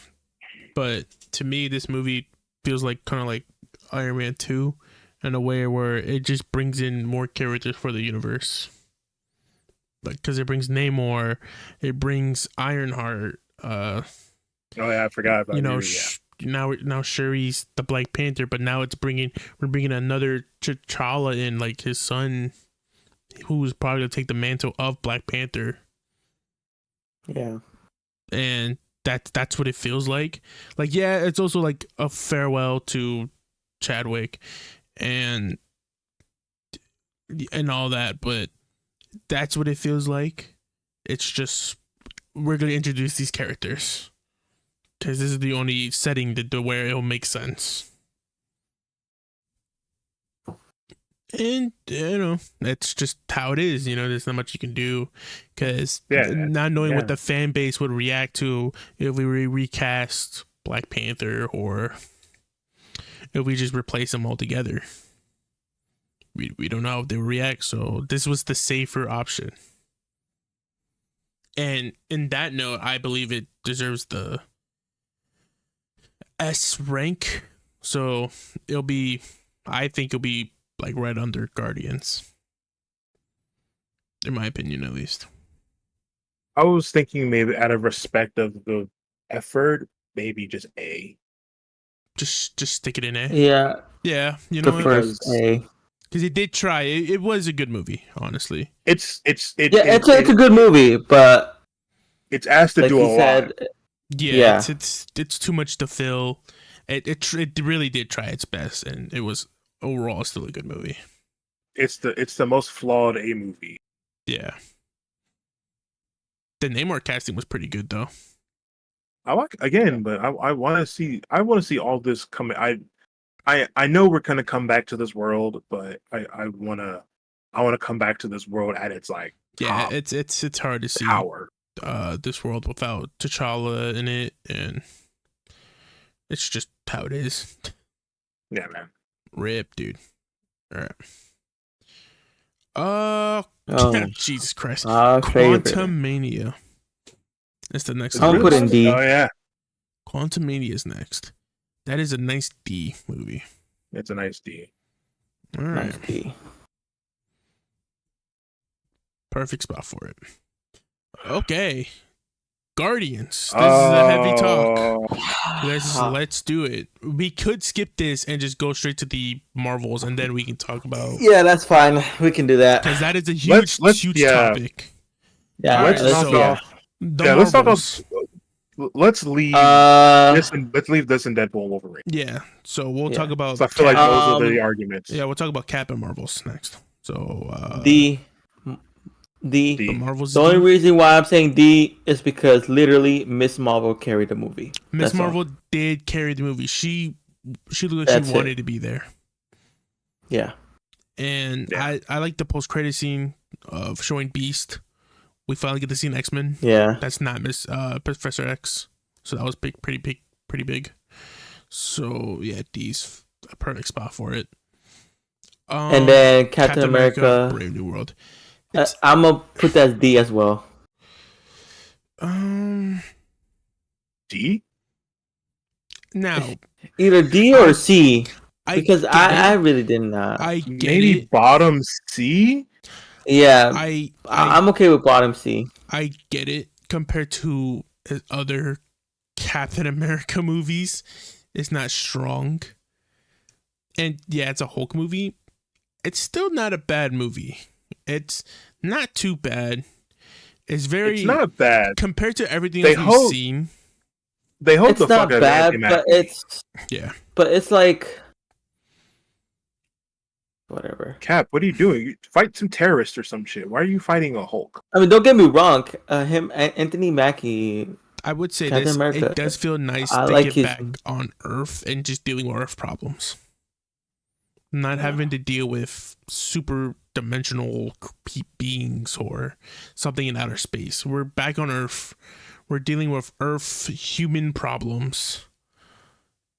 Like the movie in the first half was a really great Captain America movie with like the mind control and the idea of like sleeper agents and like it was we're doing like Captain America, yeah. Yeah, we're doing like, are we back to the spy stuff? Is it kind of Cloak and Dagger kind of stuff? And then when it shifted to Hulk sequel, Hulk movie, the shift to a Hulk movie was weird. It's like, Sam, this is way above your pay grade. You don't even know who these characters are. You only know Ross. Yeah, it's very strange. And the fact that a Hulk popped up and you didn't go, hey, Bruce, what the fuck is this? True. Yeah, I'll put it in. I'll put it in like right underneath Iron Man 2. C. Underneath Iron Man 2. Let's book in C tier with a good Hulk movie and an okay Hulk movie. Yeah, so I'll put it right underneath Iron Man 2. All right, so the only ones left should be the two last movies, Guardians of the Galaxy 3 and Deadpool and Wolverine. Those are heavy hitters. So I feel like this is the battle between SS and S. We're both. Is there anything feels different? These movies being at the top of this list. No, this is a pretty good list. No, it's pretty. It's actually we did a good job. It's a pretty decent, solid list. But I will say this: Guardians of the Galaxy top 5. The third Bottom one? 3. Oh, okay. Yes. Because again, Guardians of the Galaxy has the best trilogy movie in the MCU. And the way they ended was phenomenal. It was sad. We got an origin of Rocket. I cried during the movie theaters. but just finish. It was literally a cherry on top for Guardians of the Galaxy. And Deadpool and Wolverine was fun to watch, yeah. But I don't see how it could be the top 5 instead of Guardians of the Galaxy Volume 3. I just don't. I get the sadness in this one. The origin story was kind of rough for Rocket. And I would say this. I know you said it's the best trilogy. It probably is. I'm not gonna lie. But if you really look at the movies, it's kind of weird in a sense because Guardians felt like just a Guardians movie. 2 feels like a Peter Quill movie. 3 just feels like a Rocket movie. That's how that's how I see these movies. But it ended, like I said, it ended on a cherry on top. It like did end if there's no more Guardians of the Galaxy, they ended it, and that's how it is. There is a Guardians of the Galaxy. It's just a new set of crew. They're like they're comic book accurate. They're comic book accurate Guardians of the Galaxy now. I will say to what you were saying, like these feel like other people's movies. I feel like Guardians 2 feels like a Peter Quill movie, and he's kind of doing his own thing. Yeah.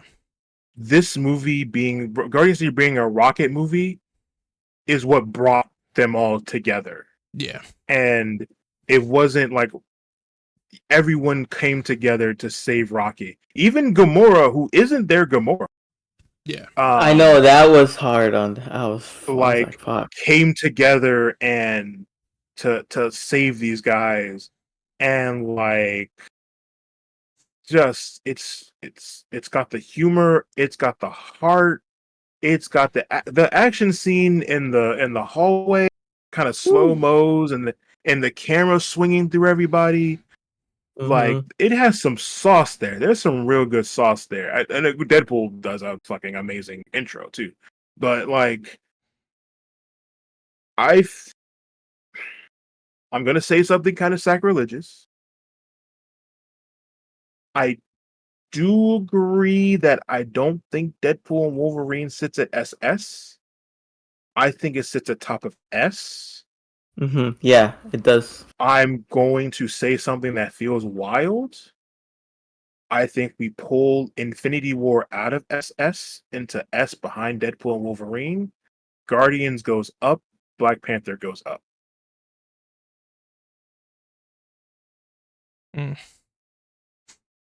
Okay. But I'm willing to give this argument too. If the connection isn't there with those characters, with Guardians, it's a hard sell. Because this movie hinges on you caring about these characters. So that's my POV. I'm not attached to the Guardians like you guys are. I'm gonna be honest with you.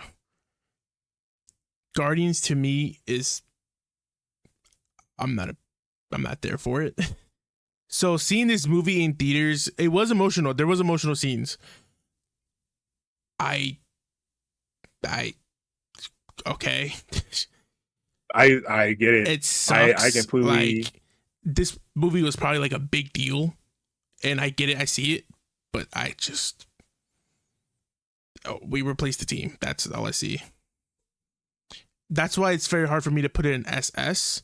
I think Deadpool and Wolverine should be up there, mostly because for some reason I did cry during this movie. That's only because I saw Hugh Jackman and Deadpool together, which is something I thought would probably not happen. In MCU, talking about MCU stuff. And I got to see Chris Evans be Human Torch one more time. Something from my childhood. And it's the same reason why I have No Way Home up there. The references and cameos does a lot for the movie. And like the violence and like, and also we're talking about good trilogies. The Deadpool trilogy is the Deadpool trilogy is fucking good. It's a strong trilogy. Yeah. I have my kind of issues with Deadpool too, but I still think it's a good movie, and I like the arc. I like Deadpool's arc in this movie. I like the fact that they made Wolverine like a live character. in this movie, and I like the fact that we get the nods to other versions of Deadpool, and not just that, we get references of the X-Men and references of the Fox stuff, and bringing in Blade and bringing in Elektra and bringing in X-23 and bringing it and giving us a Gambit. Like, what it gave us as a fan is like, oh, that's amazing, but like, to kind of say what a lot of these movies had, it also had heart. There's a heart in this movie, and even if it's just like, hey man, these guys paved the way for this stuff. Yeah. In a way that without Blade, there's no Marvel MCU. And yeah, Elektra wasn't great, but it's one of those first movies. The X-Men movie is integral to a lot of what a lot of people like about Marvel and the MCU, or like about Marvel. And not just that, of Hugh Jackman's portrayal of Wolverine, and And just the finally seeing him in the it's just suit so was kind of that too, and like also like this is his next movie after Logan, which was like a phenomenal send off for that character.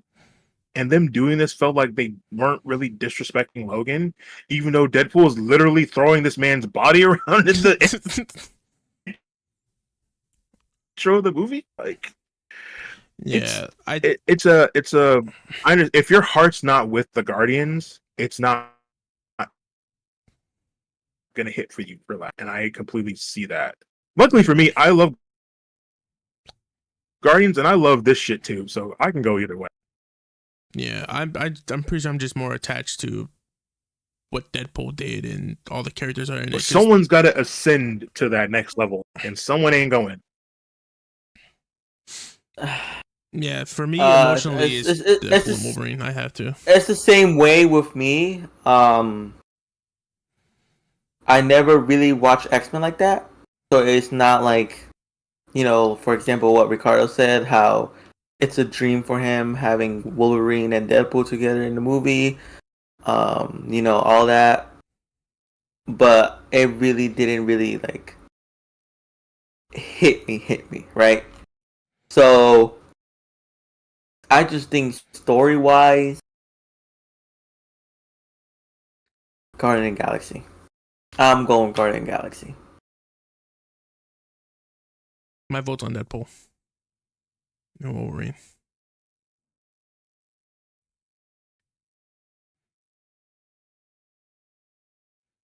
So to you, Nick.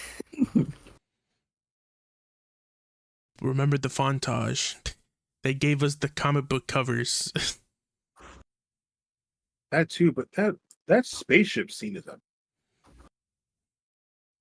and them falling on the planet with the Space Hog playing was amazing.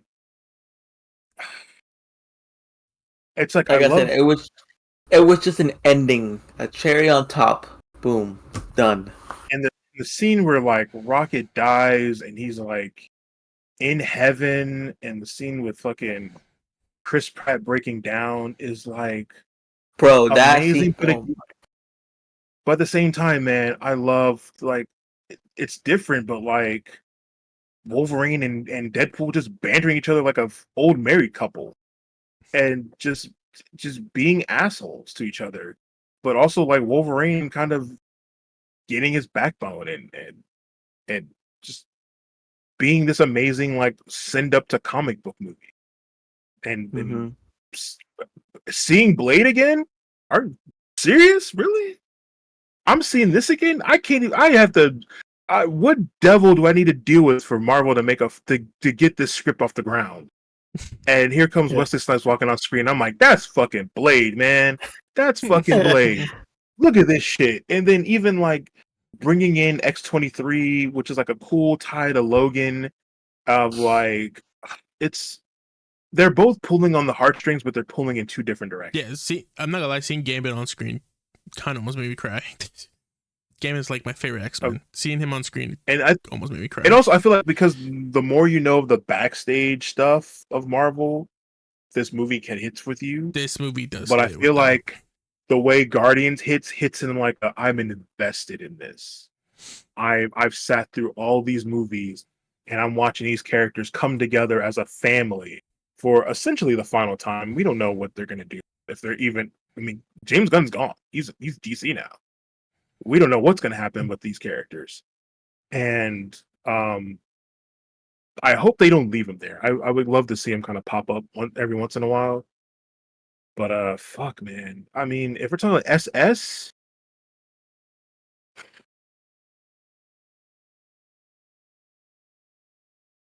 I don't be a dick, but I would probably move Black Panther up and just put these two in S.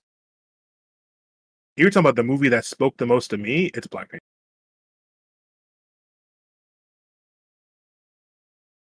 Okay, if we're putting those two up there, who else are we taking out? I would slide Black Panther at 5.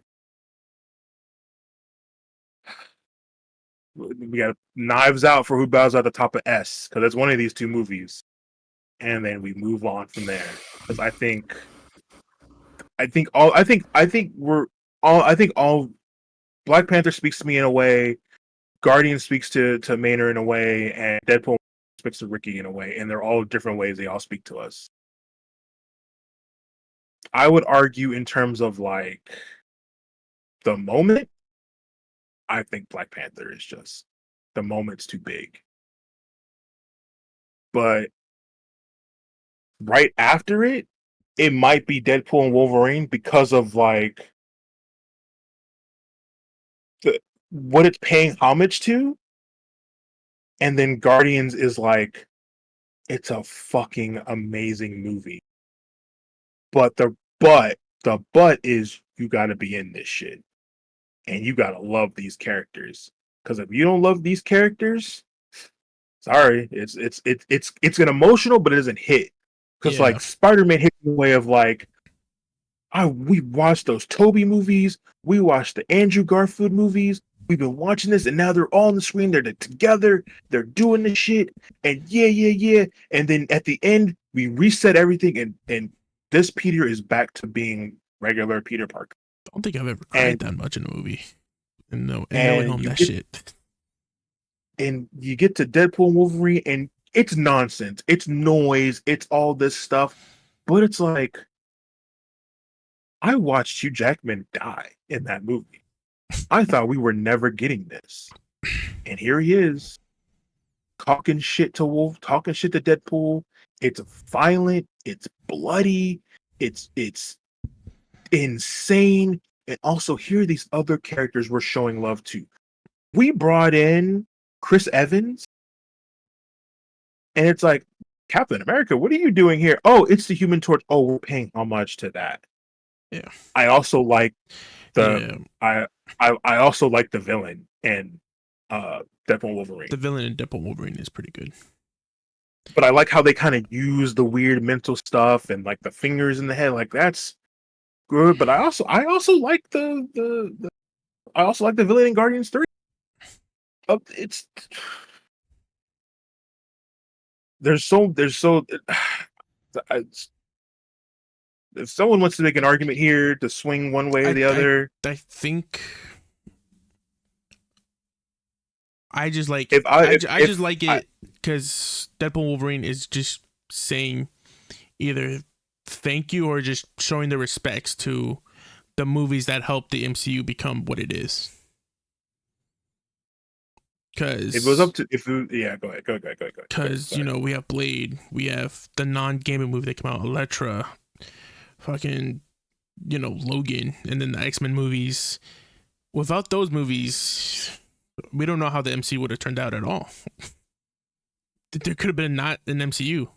Like the superhero movie could have been like down. So I think Deadpool and Wolverine being there and saying, thank you and like appreciate the Fox movies and the X-Men movies, just just paying homage. They're not perfect. Really good. You gotta get somewhere to get to here. Yeah. We had to do that trash ass X-Men Origins movie with the bad Deadpool to get to think about that. Deadpool was so bad it pushed Ryan Reynolds to do these movies. Yeah. To him writing it, his production studio, him having the full hands on it and going like, I'm gonna do this movie my way. We're gonna make it the way we're gonna go comic book accurate suit. we're gonna go wide eyes and everything. And the fact that he took this to Marvel MCU, the mouse, and said, "Oh, we can do this, but we're doing this my way." Yeah. And maybe making some concessions here and there, but I feel like this movie was pretty much his vision. And again, on the other side, like this is James Gunn at his most James Gunn, taking characters you've never heard of, put them together in this wacky situation, and making you care about them. He made you care about a fucking tree. He made you care about a fucking raccoon with a machine gun. He made you care about a talking shark. Like, this dude has an ability to make you care about things you wouldn't even think about. And here it is. Here you are, or here I am in the theater, tears in my eye, going like, "Oh my god, the raccoon died! Oh my god, what? Like, what is going on here?" And at the same time, I'm looking at these iconic characters that were played in these movies getting their last hurrah or getting their flowers. It's like, again, it's pulling at all these different strings. But again, I go back to Black Panther and I'm going like, this movie is this movie is transcending comic books in a way that not a lot of people will understand. It's like, these are three titans all fighting for the top spot. And the more I speak about it, I feel like maybe some of this shit might come down a bit. Like what? Because I can get really insane. I think 1 and 2 is solid. I think I'm willing to hear, does Infinity War really need to be up there? If Endgame's up there? Infinity War. I think Far From Home needs, No Way, I'm sorry. No Way Home needs to be up there. But even then, even if Infinity War comes out, that's only two guys can go up and one guy still has to stay down.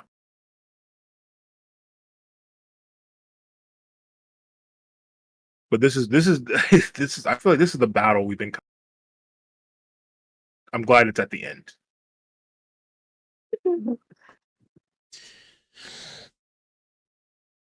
I will say this. Are you guys set on what's there up there as a top 4 as staying the top 4? Or are you willing to move things down? I'm okay to move Infinity War down. Yeah, me too. So if that comes down, that's 2 spots. We got 3 movies. Everybody can't go. I'll definitely put Black Panther up there. I'm okay with that.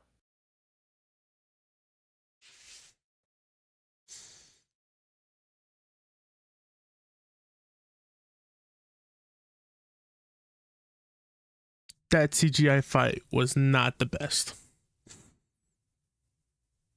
I know that this but again. But that talk with him and Killmonger on the cliff. The nitpicks are gonna nitpick. That was good.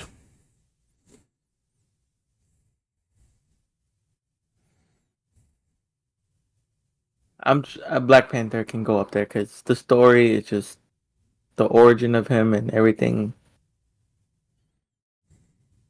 I just like it. To be honest, I go by the stories. If the CGI is wacky, who cares? But if the story gets along, it's amazing. So I'm okay with Black Panther going up there. Again, Guardian of the Galaxy, but that's just me. That will be like everything else is perfect, but the top 5 will be Endgame, Winter Soldier, Spider-Man, Black Panther, and Guardian of the Galaxy. Would you be willing to have Guardians, or I guess to Ricky, would you be willing to have Guardians at 5, Deadpool, Wolverine at 6, so at the top of S? I mean, if we don't agree, we can have like, it's just one. I think, yeah, it would just be one movie that we don't agree. But like I said, the thing. Top five is top 5. It's 1, 2, 3, Sorry, 4, Alex. 5, not I'm 1, 2, saying 3, 4, 5, A, I 5B. It's 5. I think Civil War can probably make an argument up there. Just because the Up at S effect, or top? the SS, just because of the effect it had. Ooh, now we're moving. Okay, this is the time. If there are things that you feel can crack up there, and that movie is the first appearance for both big superheroes. First appearance of Black Panther and his father, and Spider-Man. And it really shows how divided the Avengers are and how different Tony and Iron Man are. Or I've been fucking idiot. Tony and Cap are. And this movie alone, just the impact it had afterwards was really important.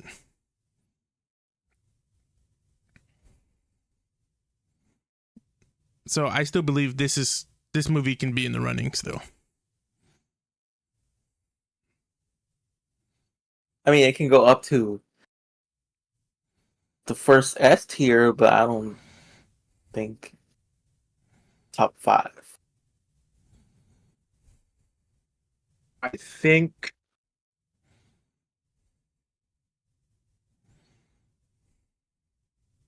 God. my only real negative about Civil War is that it's not civil, but they do enough of it to where you can still feel the vibrations from that movie today. I like the philosophy battle between Tony and Cap. It sucks that it's just kind of this movie, so it doesn't really draw out. Because again, we're into the shit's happening here, and that it doesn't really feel like these sides are really split that much.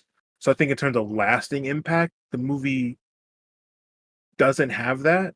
It does give us iconic characters, but again, like we got Spider-Man, but then we had to strip him all the way to his bare parts to get to a good one. And we got Black Panther, but again, I think the Black Panther movie is more about introducing us to the world, uh, being the representation, and showing something different on screen. And yeah, it got the bad CGI fight, but I mean, the airport scene is just a CGI. Like, so, but it's still great. It's still great to like. It feels weird to have to like come with these weird nitpicks and kind of poke and stab at it. But if we're talking like this is the top 5, I feel like the nitpicks have to show. Um, so if you're willing to move Civil War up, so I'm guessing you'll have Civil War and Deadpool and Wolverine up there. So your top 5 would be Endgame, Winter Soldier, No Way Home, Civil War, Deadpool, Wolverine. I probably put Deadpool and Wolverine above Civil War. Yeah. So Far From Home, Deadpool, Wolverine, Civil War. Mm-hmm. I would say Endgame, Endgame, Winter Soldier, Far From Home. No Way Home, by the way. Oh, sorry, yeah. Fuck, get out of my brain. No Way Home, and then I'll probably say fuck, man. Maybe like Black Panther, Guardians. Fuck, man. I love them all, but everybody can't go. Fuck, I love all these. I want everyone to win, even though they are multi-billion-dollar making. Everyone who made them got rich and built houses. I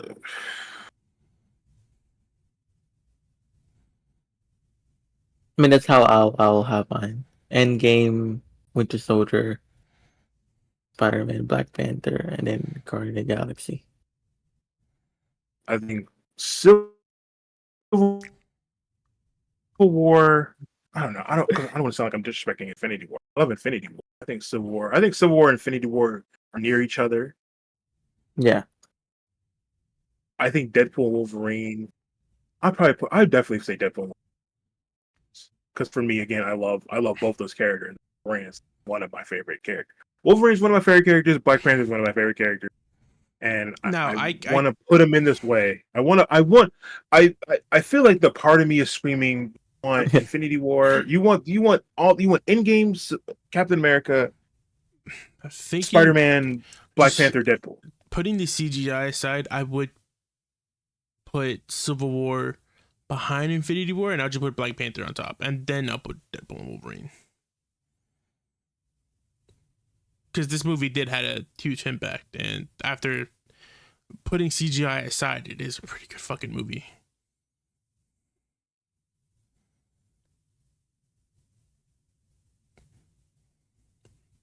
But I can't put Guardians 3 up here. I could put it in front of Infinity War maybe, but that's a big maybe.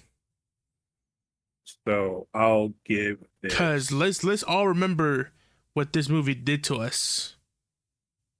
Infinity War. Let's remember what this movie did to us. Yeah, man, that's snap. That shit did snap, more. Man. That Peter Parker scene, that shit was deadly. And how that snap played into other. That's why I can't put Guardians 3 above Marvel things above that. I can't put Guardians 3 above then Infinity War has to go in SS then at that point. It has to go back. Yeah, because also the snap, remember, we just got a Black Panther movie and he got snapped and he away. also got snapped away. Yeah. So like, yeah, that snap was a big deal. That snap alone turns into emos. Yes. Turns into also I know it's another movie, but how that snap led to the beginning of Endgame with Hawkeye. Brother. Yeah, you can't separate them. Let this man retire. I put Infinity War back on SS. The snap alone just caused too many problems. Okay, Loki dying in the first beginning of it was treacherous. And seeing Thor's reaction. Yeah, Hulk getting the shit rocked. Yeah. Well, we don't talk about that. Just this movie alone, I feel like it should just go back. Yeah, it ruined Hulk. Drop him down to A. Get him out of there.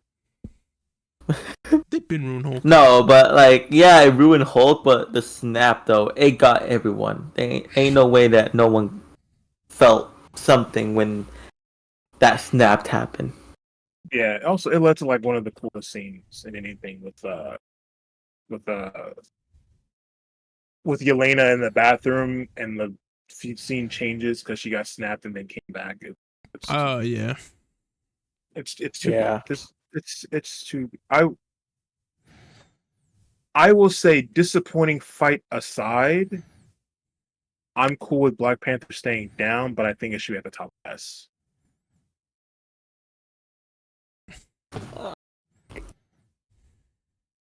And now we're right back to where we got again. I'm okay. I think I'm putting Guardians behind Black Panther. The thing is, if anything, I feel like I feel like Guardians would be good behind Black Panther. I feel like Guardian of the Galaxy has a more of a story than Deadpool and Wolverine.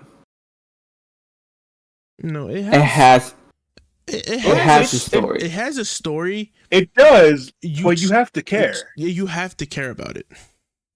But the thing is, Deadpool and Wolverine has more of Deadpool and Wolverine. if you know what Logan's been through, especially with him with the X-Men, or Deadpool trying his hardest to save the ones he loves, it's the same concept. The thing is, it's just disguised by humor and fart jokes. I just feel like Guardian of the Galaxy hit more harder. I feel like you I don't guys know. feel the same way. I feel like you guys feel the same way about each other's movies. Now, yeah, I am willing. It's literally Captain America and it's literally Doctor Strange and Tony arguing against each other. I'm willing to put Black Panther. You're the same. I'm willing to put Black Panther behind Infinity War, putting Deadpool and Wolverine on top S, and then putting Guardians behind Deadpool and Wolverine. Actually, I'm okay with putting Black Panther behind, top 5.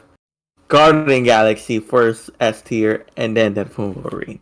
I'm sticking with Guardian Galaxy first before Deadpool. That's me. It's not. I'm not gonna change my answer. That's how it's gonna be.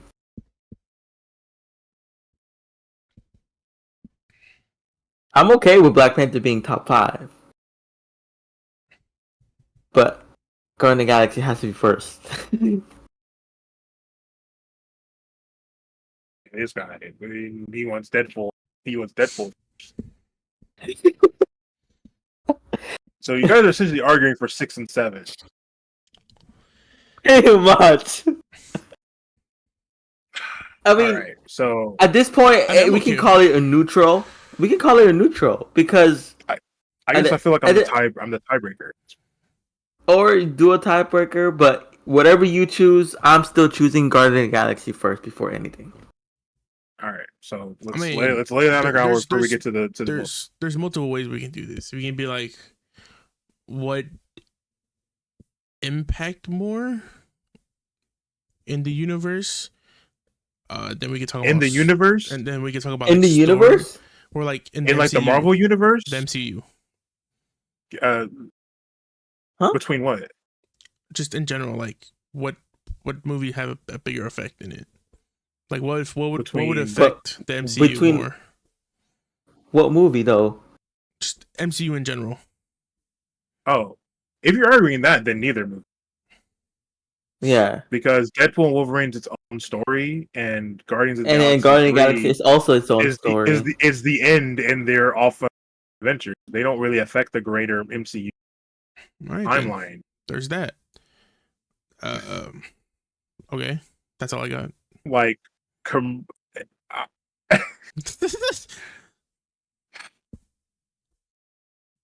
if Black Panther goes to 5. Oh my god. Oh. I like how we're just letting Nick handle all this. Oh, if Black Panther goes to 5.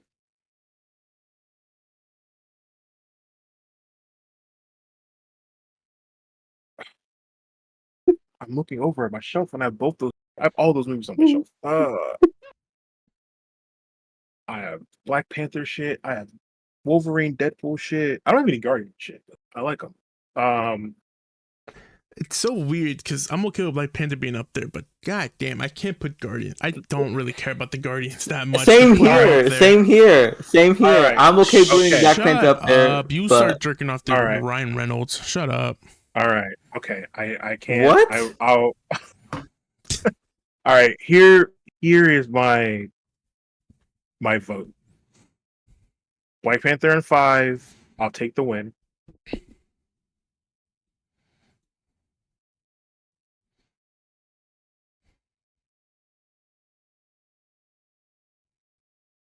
I was gonna say because we all have representation up there, but not Maynard. But fucking Iron Man is the man in Endgame. So you got the top of the mountain. Man. So I will. In terms of the moment and the impact outside the MCU, just the moment, I would say Deadpool Wolverine at the top of S, Guardians behind Deadpool, because it's just, the love letter to it's Deadpool the Wolverine. It's doing a lot. It's doing a whole hell of a lot, and it does it well. Guardians is telling a story. It's tying it up in a bow, and it's sending it off, and it's the most well done in terms of movie and like it's probably the best movie. But in terms of like when I'm asking questions, what did it do? How do people feel about it? How's the reactions to it? How are people like feeling into? And I get it. They're two different vibes, right? They're apples and oranges, but they're both fruit. So it's which fruit do you like more? And that's where we're arguing here. And I feel like Deadpool Wolverine is a good top S tier movie. It does a lot, but it doesn't hit that next level. And Guardians of the Galaxy being right underneath it is like, look what this, because I think a fair point is the investment in these characters matters. But if you're not super invested, it's still a good movie, but it doesn't like, it's not like, fuck, yeah. But it's like, that's cool. But even if you're super not into all the comic book stuff, you know Blade, you know Gambit, you know Elektra, you know you know Ryan Reynolds Deadpool, and you know Hugh Jackman Wolverine. And you know when he put on that yellow fucking suit, that moment meant something. Of going through the black leather era of the yellow, we were expecting yellow spandex, of all that, and that moment of fuck, they're doing it. He's in the comic book accurate Deadpool suit, and he's fighting next to a comic book accurate Wolverine. On top of us seeing other versions of these characters all over the place, of like, it's just like there's the feel good high moment, and there's like this, and it's an actual, and it has a heart. And you go to Guardians, and you're like, it's a hug. It's a big family hug of these friends that I met along the way. But like Deadpool, like Deadpool and Wolverine is the road trip movie. Guardians of the Galaxy is the family reunion movie of like, oh man, what's up? I haven't seen you in forever. Oh, what's up, bro? Oh yeah. And then this one's like, oh man, we're going. So I feel like the highs in Deadpool and Wolverine are higher than the highs in Guardians, because the highs in Deadpool and Wolverine are decades in making, and it's just something that Guardians just can't do, because again, it's based on things that happened before an MCU was even here. But do not let that take away from the fact that Guardians 3 is a fucking phenomenal movie, and shows like, if you put the time and effort into these characters, people will care. People will love this shit. It's why people have frustrations with current Marvel. You made us care about a raccoon. You made us care about a tree. You made us care about this guy who is literal about everything.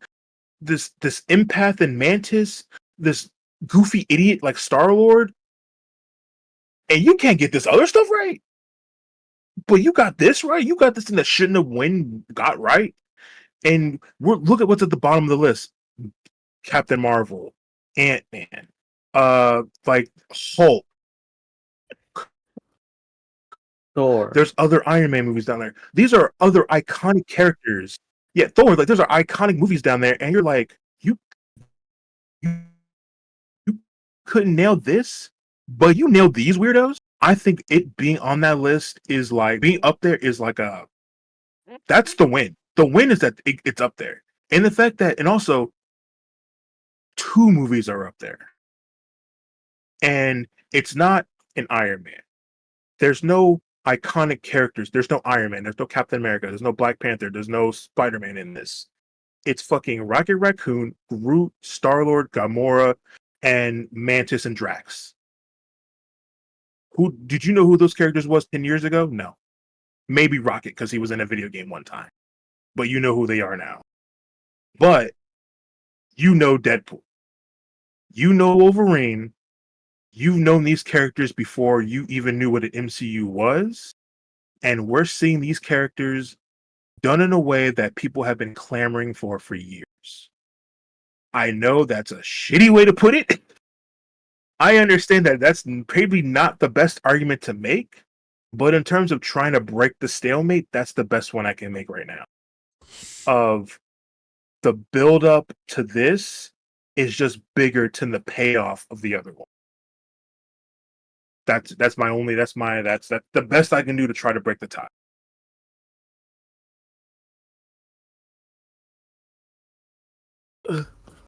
I mean,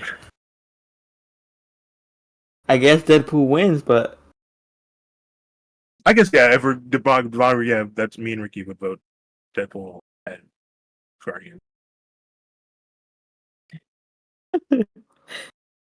I mean, but I don't want to say I'm doing it and being like fuck the Guardians. Like no, it's a no, yeah.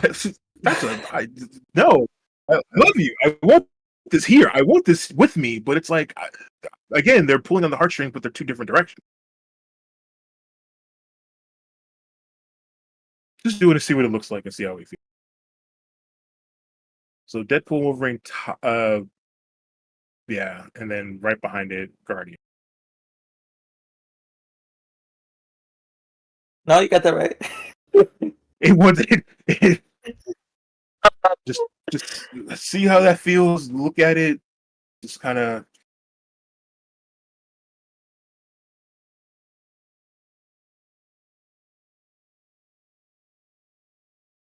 I see your point. Fuck it, the Incredible Hulk's SS. I see your. No, it's not. I see your point about Deadpool, Wolverine. We should probably move the Incredible Hulk up.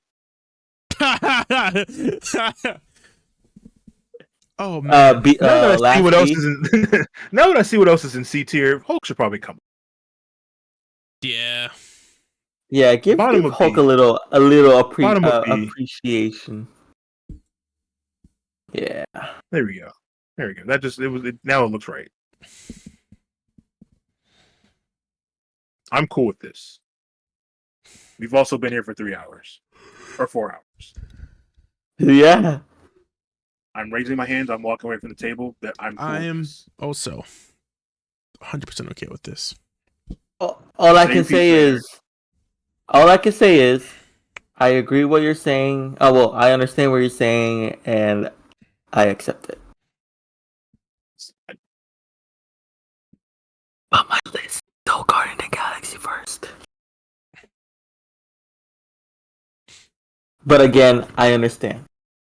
I understand where you're This is the official Worst Guys podcast Moonrow official MCU Marvel tier ranking. Yep. This is the official. That took way too long. Official. All right. Let's name this thing. All right, man. SS top 5 of the give them the final rundown. I almost said Moonrow News. The Worst Guys podcast. The top 5 MCU movies from us. Oh, I'm sweaty. Avengers Endgame. Captain America, I almost said Civil War. Winter Soldier. Spider-Man No Way Home. I almost said Far From Home. No Way Home. Avengers Infinity War. And then the first Black Panther. That's the top 5 in that order. Why do you say it like that? Shut up. Why you say black? That's the name, Black Panther. Wait, you said it with Black Panther. I'm like, what? I don't want to hear it from you. Anyways, S tier. Number 1, Deadpool and Wolverine. Second place, Guardians of the Galaxy 3. Then after that, Captain America Civil War, Avengers 1, Iron Man 1, Guardians 1. You see how that's like the first movie? There's a bunch of ones here. They're really good at origin stories. They are. And then A tier, Shang-Chi and the Ten Rings, Avengers: Age of Ultron, Black Panther: Wakanda Forever. B tier, Doctor Strange, Captain America: The First Avenger, Spider-Man. Actually, pause. All right. What do you guys think of moving Doctor Strange behind Wakanda Forever? No. Why? I can't do it. It's a good origin movie. It's good. I don't know. It's a good origin movie though. It has to be at least behind. I mean, it's gonna be the fourth A tier. It is a good origin movie. It is a good origin movie, but like, I feel like it's also sitting in front of another origin movie. Yeah, like It is. So, yeah. Captain America's right here. That's okay. Yeah, that's fine. It feels right. It feels right. It feels right. I'm just gonna keep saying it feels right Because it does. because I feel like I'm lying to myself. It feels right. Also, there's 3 origin movies right there. Never mind. Technically 4 if you count Incredible. Yeah. I feel like it's a good origin movie, but the other ones just kind of do something. I do want to say this. I kind of want to put Hulk above Thor Ragnarok. I thought you're going to put Hulk in A tier. Like, stop. Why is Hulk moving up so much? You know why. This movie. No, Hulk probably go above Thor Ragnarok. I'm not going to lie to you. That's just how I feel, though. It can stay there, to be honest with Cardo. It really. Up. I'm gonna but it can stay where it's at. I'm gonna make it go to SS. Don't you worry. I think that's as far as that movie goes. Yeah. Well, you guys remember the scary spooky scene in the factory? Stanley drank his blood. Remember that? Yeah. Staniel. All right. Where was I? Okay. Doctor Strange. Yeah, Doctor Strange. Captain America: The First Avenger, Spider-Man: Homecoming, Thor: Ragnarok, Invincible, The Incredible Hulk. Invincible. Woo. Wrong universe. Sorry. C tier: Ant-Man 1, Doctor Strange and the Multiverse of Madness, Guardians of the Galaxy Volume 2, Iron Man 3, Thor 1, Iron Man 2, Captain America and the Brave New World. D tier is Black Widow, Spider-Man: Far From Home, Ant-Man and the Wasp: Quantumania. God damn. The Marvels. And then E, Eternals. And then F tier, which is hot garbage, is Thor: The Dark World, Ant-Man and the Wasp, Captain Mid, and Thor: Love and Thunder. That's the list. Damn. That's the official the Worst Guys podcast list of MCU movies. We did it, guys. We made it to the other end of the class. Well, It's a good we list. did it. I'm not gonna lie, the Hulk movie was higher than I expected. I'm not gonna lie. I didn't think it. Nah, that's kind of where. No, it's a good spot. Yeah. It's a good spot. Yeah, it is. You're right. It should be the first SS tier. Yeah. Well, How do I say before this? we exit out Just gonna- and finish this podcast. Just gonna. There we go. That's better. Okay. The Worst Guys podcast. Remember, you say that. That's your thing. Is he frozen? What an image. Why he look like that? Oh my god, he fucking. What happened? Was it still recording? Oh man, Doctor Strange hit you with a time stone. Oh my god, I'm so glad I'm still recording. Holy Oh, you were shit. still, well. I thought you finished the podcast. I was like, I wasn't finished. No, I didn't. You No, just you were making your point and then you just you froze. You froze on the Yeah, screen. because did I did the face? Was I going? yeah, you were just stuck. Yeah, because I saw you guys frozen. I'm like, did he just end it? Like, I was surprised. Oh man. That Holy was so crap. fucking funny. That was a funny moment. Oh Anyways, man. in conclusion, what I just wanted to ask, what is your expectations on Thunderbolts and Fantastic Four? I am Do you have like high expectations for Thunderbolts? no. I don't really walk into movies with expectations. High expectations. Yeah, me neither. It kind of Because- ruins just because I get disappointed. It ruins it. Yeah, because I want to see I want to see the movie that they created. I'm excited for Thunderbolts. It looks like I'm a fan of a team up movie.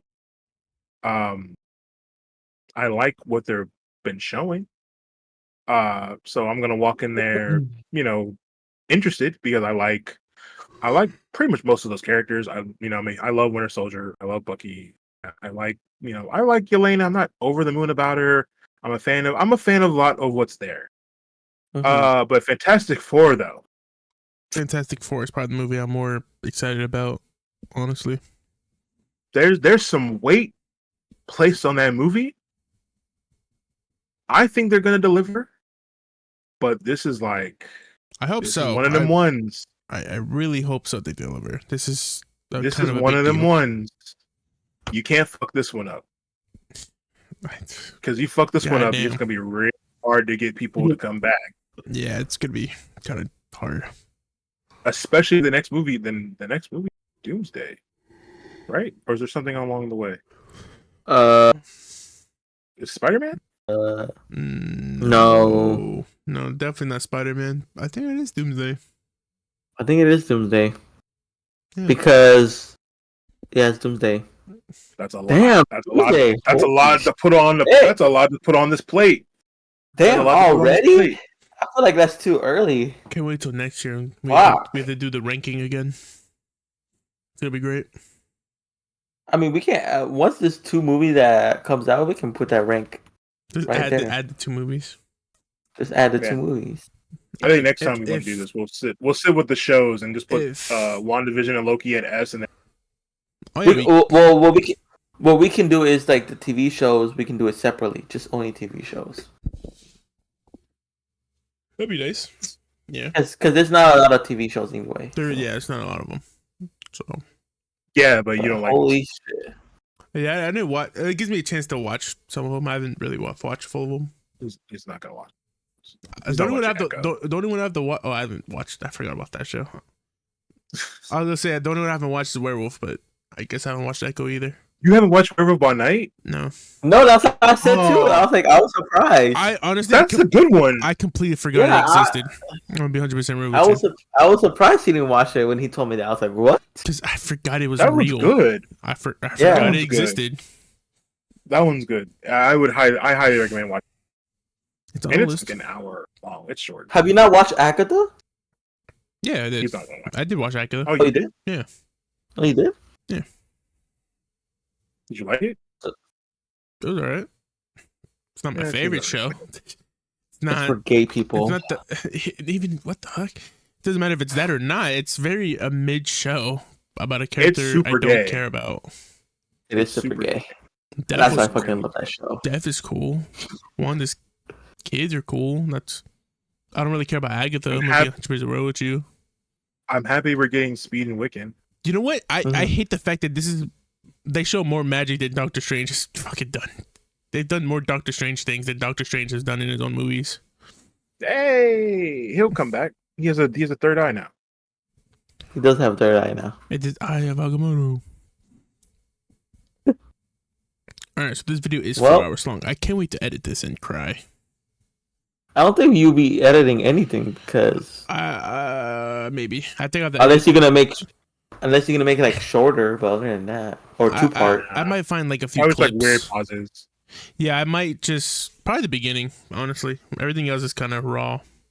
No, just dump it raw. Okay. But I might search through it, see if I can find clips or something. Probably upload those. But other than that, yeah. So thanks for listening to the Worst Guy podcast. Very different. We do this very differently. Different. It is different. This is new. I did not know this. I did not. Yeah, I did not know it's gonna take us longer than I thought it will. Took us 4 hours to do. It is. It is a lot of movies. It is 4 a.m. right now. Yeah, but we love this shit. We're fucking nerds, so of course we're gonna take forever. It was me. Mostly me. I was long diatribes. I get it. That's fine. That's fine. The real question I mean, you made me change my mind on certain things, and I'm like, okay. I was like, I see. You reminded me that certain things happened. I'm like, all right, this is fucking. Yeah, exactly. This happened. And I was like, all right, okay, so let me do this. Let me switch. Now, would you guys be down to do another ranking for another set of movies? There's so much we could do rankings of. We can do rankings of a lot of things. A lot of things. We should do a ranking. Where'd you go? Oh, there you are. This man despawned. I have to keep. So here's the thing. I have the background I have a set is like a YouTube video. It's an hour-long YouTube video. I've reset this 4 times. That's how I know we've been going for so long. 4 hours. Oh fuck me! All right. I'm like, it's an hour-long thing, so maybe you have to do it like once. This is the 4th time I had to reset. We really got into this fucking. But I get the really good lighting. So it's 35 movies. It's 35 movies. It is 35 movies. And we couldn't just boom, boom, boom, boom there. No, we have to. All right. So what was the idea? What was the next ranking you wanted to do? Nick? I mean, we could do the TV show shows? Marvels. It'll be shorter. It will be shorter. It might have to give me like a few days to catch up. But I think I don't need everything up to. I need to watch like everything up to Deadpool. Is this going on YouTube? Yes. Yes. Comment down below. Try to put any suggestions of what kind of ranking we should do or any other ideas. Let us know. And if we do the shows, are we splitting seasons? Oh, fuck. I mean, Loki only has 2 seasons. I wouldn't do that because most shows don't have 2 seasons. But what if?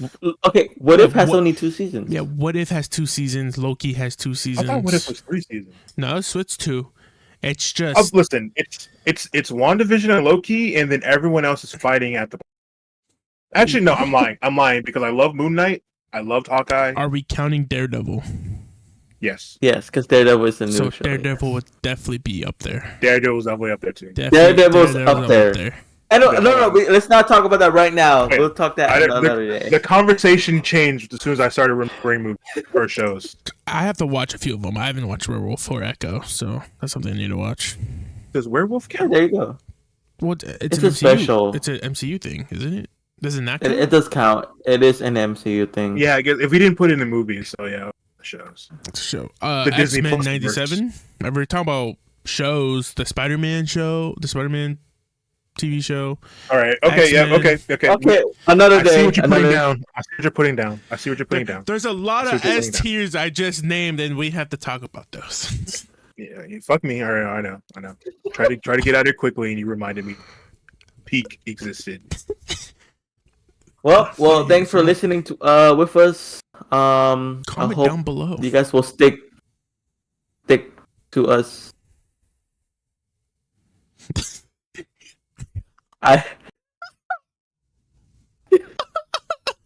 Oh my fucking god! I'm sorry. I'm tired. Yeah, stick to me. Yeah, to me, my X-Men. Stick to me, my X-Men, my X-Gooners. Yeah, let us. It is 4 a.m. But anyways, thanks for listening. Thanks for listening. thanks for listening to the Worst Guys podcast. Don't forget to subscribe, like, comment down below on any recommendations of what else we should do. This was fun. Actually, I enjoyed doing this. If this video gets more than 3 likes, it brings back Moonrow News. Yeah. We will do a review on the upcoming movies. Oh, yeah, we have when to do we get that. a chance. We gotta do this again. Yeah. Yes. The next episode will be. I'm just gonna throw it out right now. The next episode is gonna be a Sinners. Hey, what is it? It's gonna be Sinners. Yeah, review Sinners. Upstairs? Huh? Yeah, it's gonna be. It's the next review. It's gonna be Sinners. I want to do Sinners. Sinners and Thunderbolts as one, and then we'll do Fantastic and Superman as another. There you guys go. That's the schedule. There we go. That's our next content right there. Hopefully by the time this uploads on YouTube, we'll be recording. I'll forget. Fuck it. No one's gonna hold me accountable. I'll try to remember. I'll probably not. I already forgot. All right. Were you? What? Anyways, all right. Like I said, 3. If this video gets 3 likes, Minute does Moonrow News again. Sure, why not? We'll see. Yeah, all right. Well, thanks for listening to us. Down below, do everything. Everybody's description will be. Everybody's socials will be down in the description. Follow everybody. Follow Nick. Follow Fruity Meme. Follow me if you want. Why is it Fruity Meme? It's Fruity May 21. Okay.